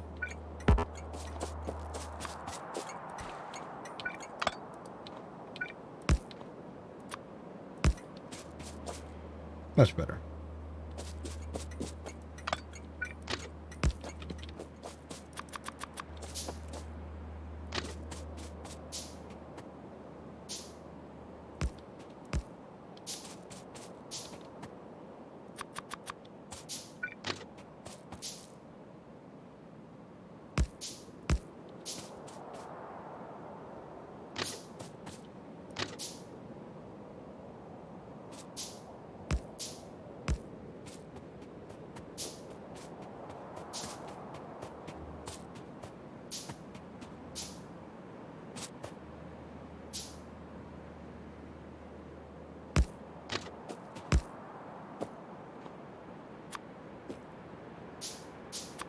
Stop.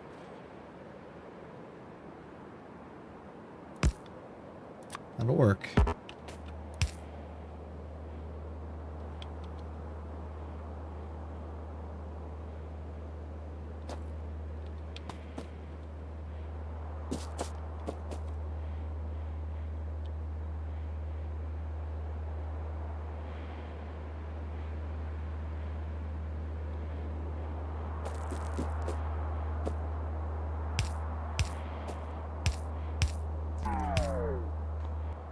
Nope, need a long-handed.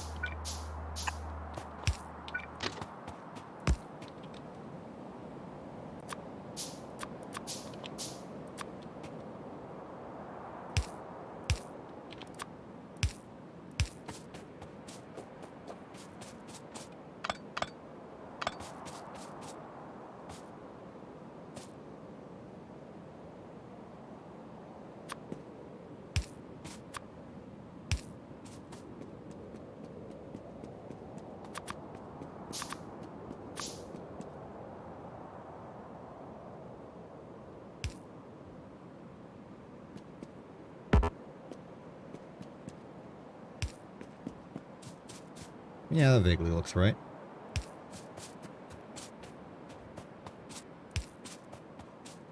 There.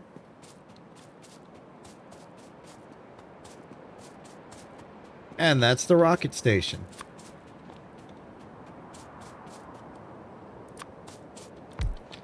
Need to get a little bit of iron.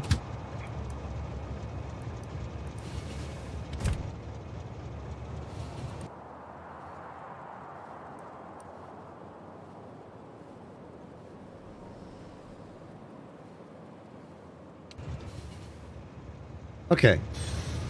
I'm going to get the iron, but return orders are belayed as we are dealing with an enemy. Okay. Get me as north as possible.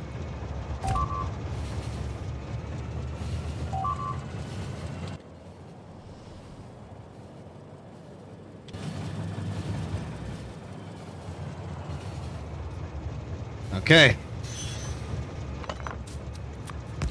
No rest for the me. Those bullets in there. Give me fuel. Give me power.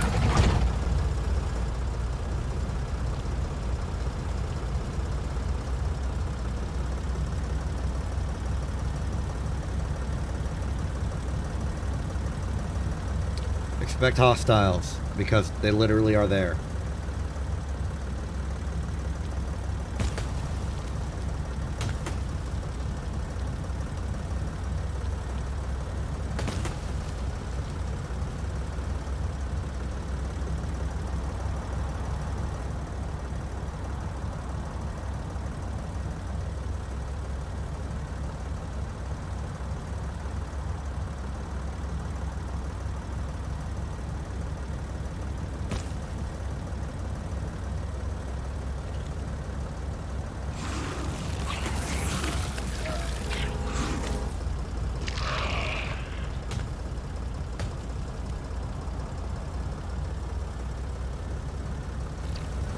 You.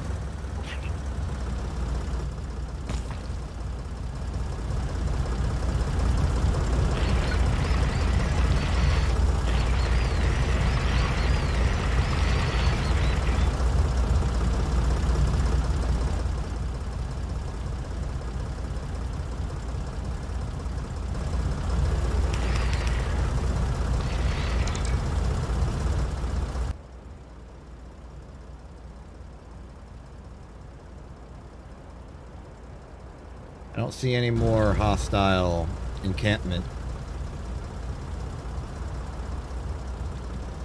So hopefully it was just this.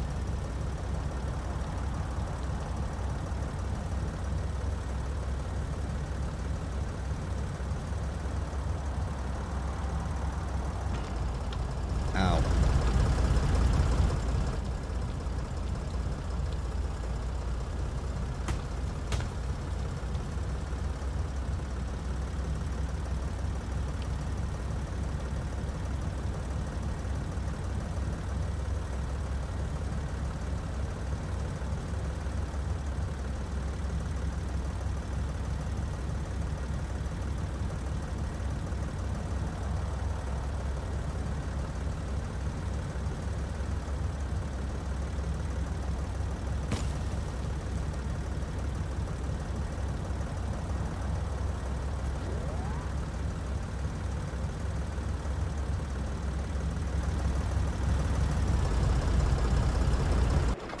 We're back.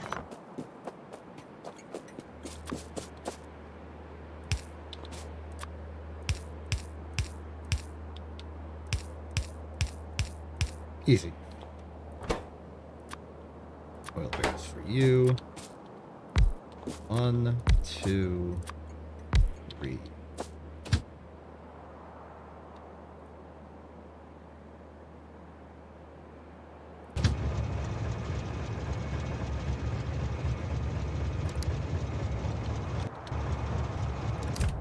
I want to...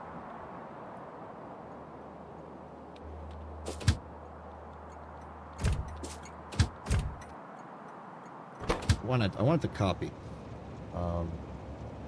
So, barrel 400, 5 seconds. Okay.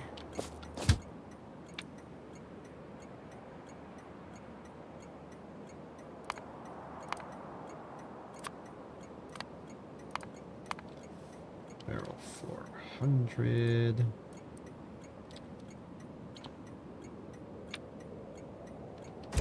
This place needs a name.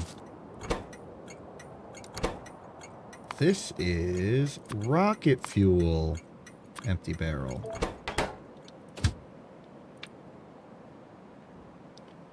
Go to rocket fuel, empty barrel. Wait till you're full on empty barrels.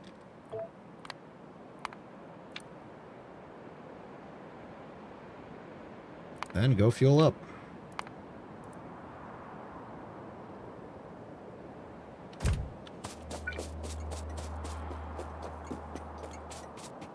Now you, on the other hand, are not actually ready for service. Oh. Oops.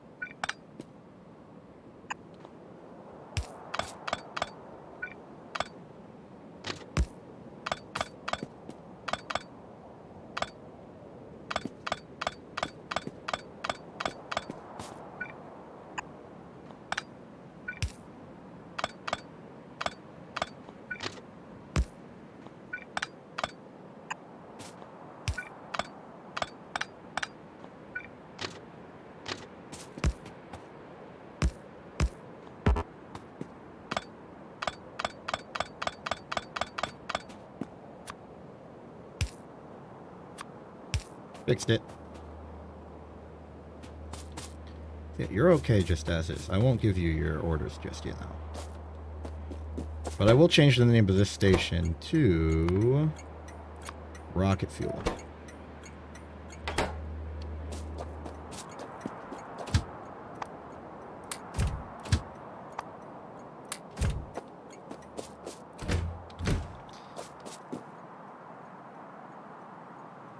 And, virtue of doing that, I will build exactly 400 barrels, and we will end the stream after that.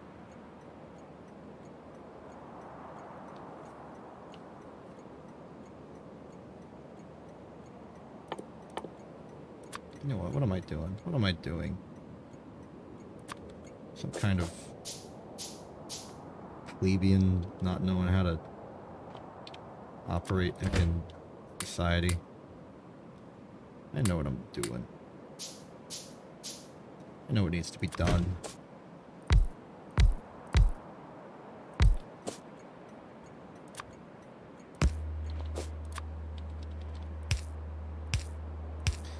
We have technology.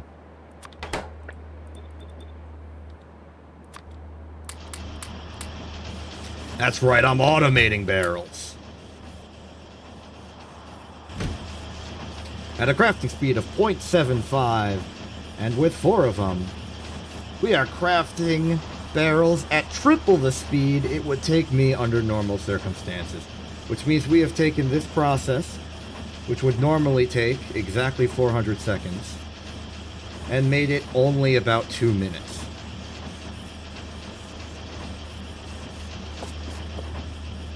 That's the power of technology for you. Look at them go.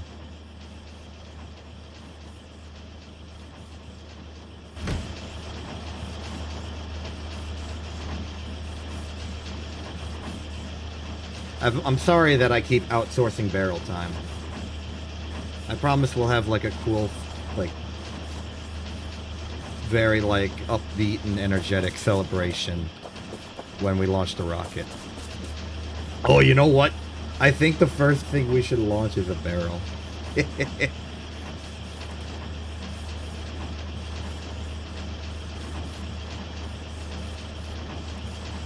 The orbital barrel. Now available.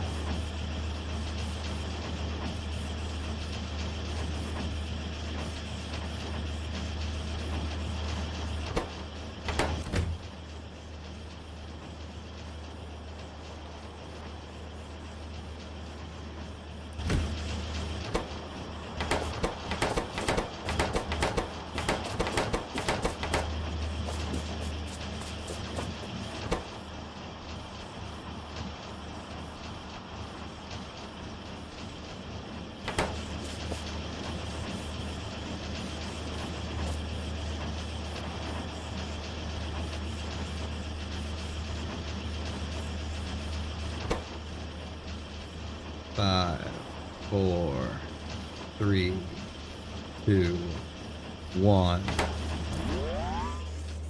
Mission accomplished. Go forth.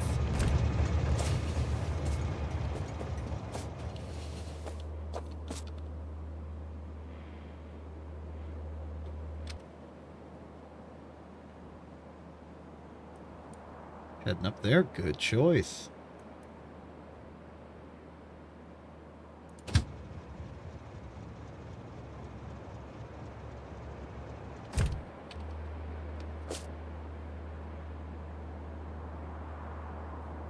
We'll do a quick trial run of this factory, make sure it's actually working, and I think that would be good. Accidentally streamed for nearly 4 hours. I apologize.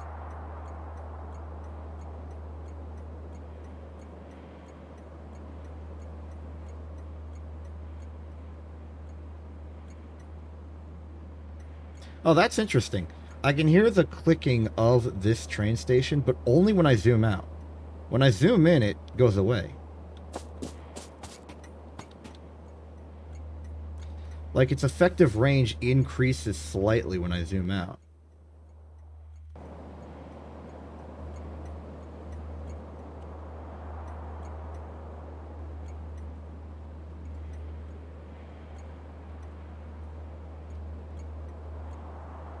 Weird.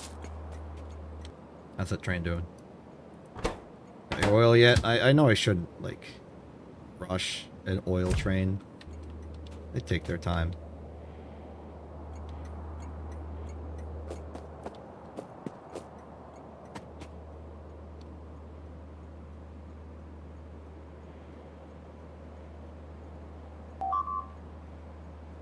Excuse me. Excuse you!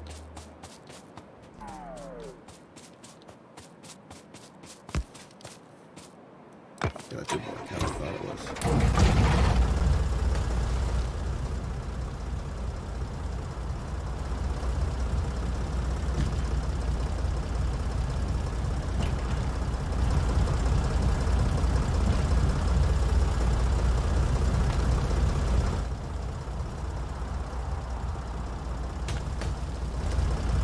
Gotta use the closest as any. Go, go, go, go!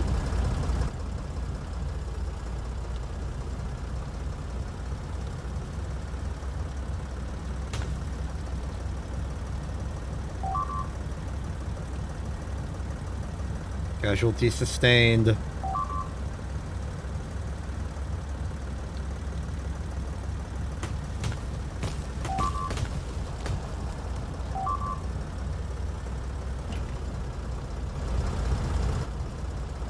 Stop sustaining casualties. Wait, that's not even the same wall.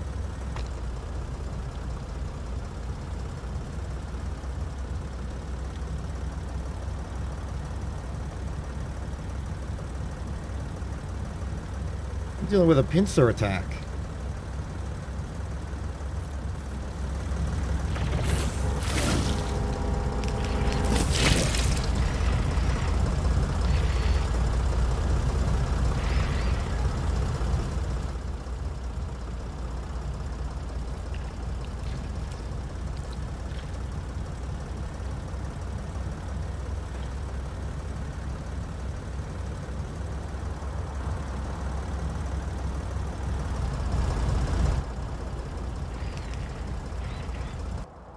What happened?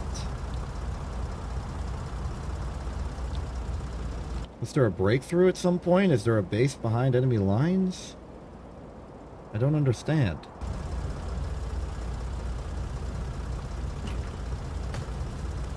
But this is turning into a recurring problem.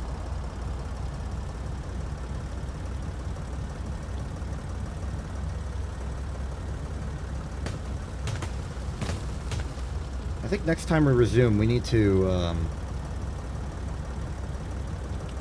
probably take some time out of our busy schedule to bolster our north defenses, because this is getting ridiculous.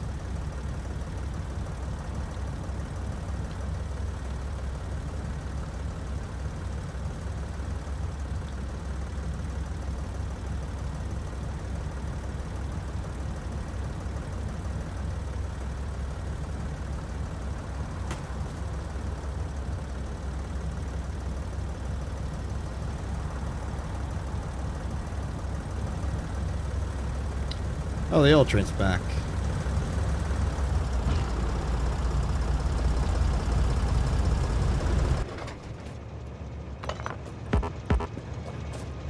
How's it working? Right, the barrels. Forgot the barrels.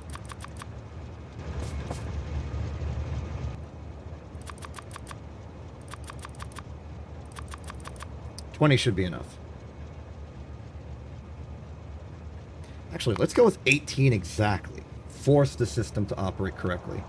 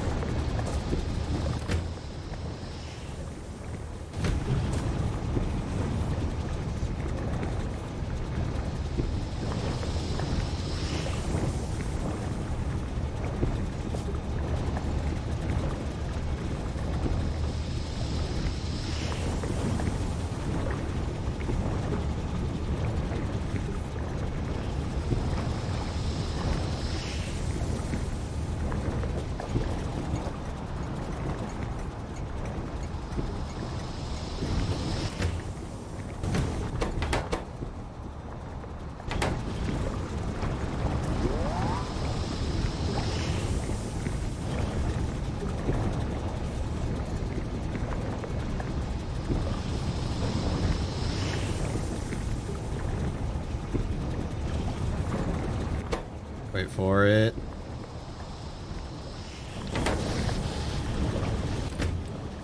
Perfect.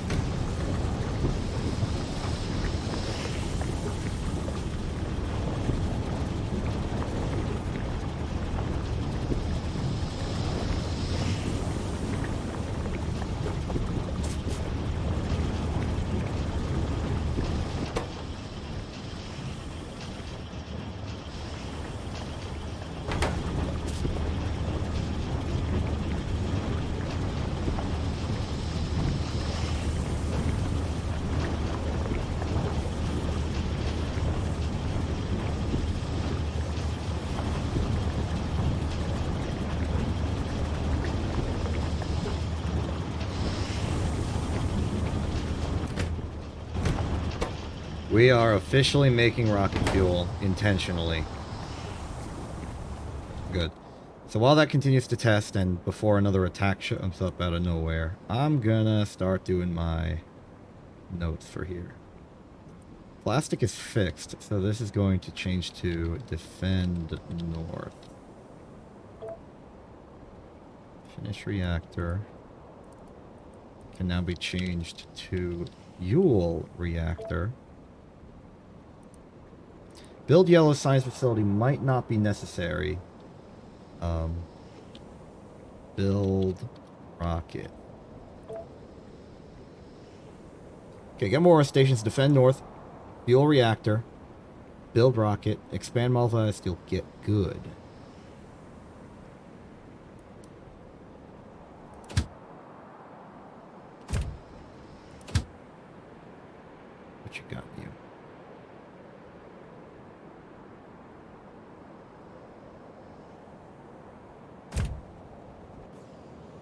7.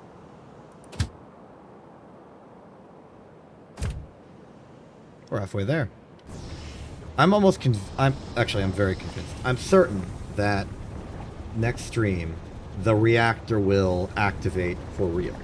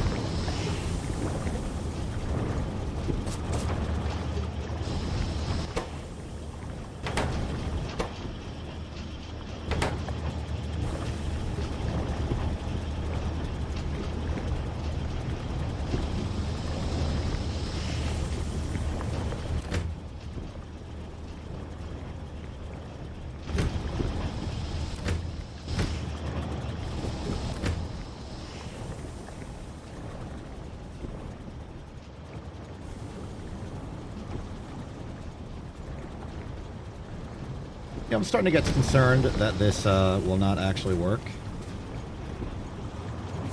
Like that the buffer of 300 is not actually enough.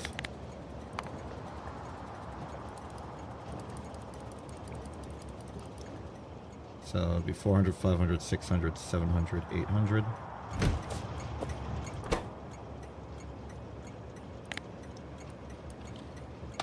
Just maximum safety. Maximum safety on that. But with this operational, I'm going to call that a victory and head out for now. Thank you for showing up to this. It's been 4 hours, had a good time. Glad to be back. Surprisingly easy to have been back. I'm Exception. This isn't TV. Have a good day and good night.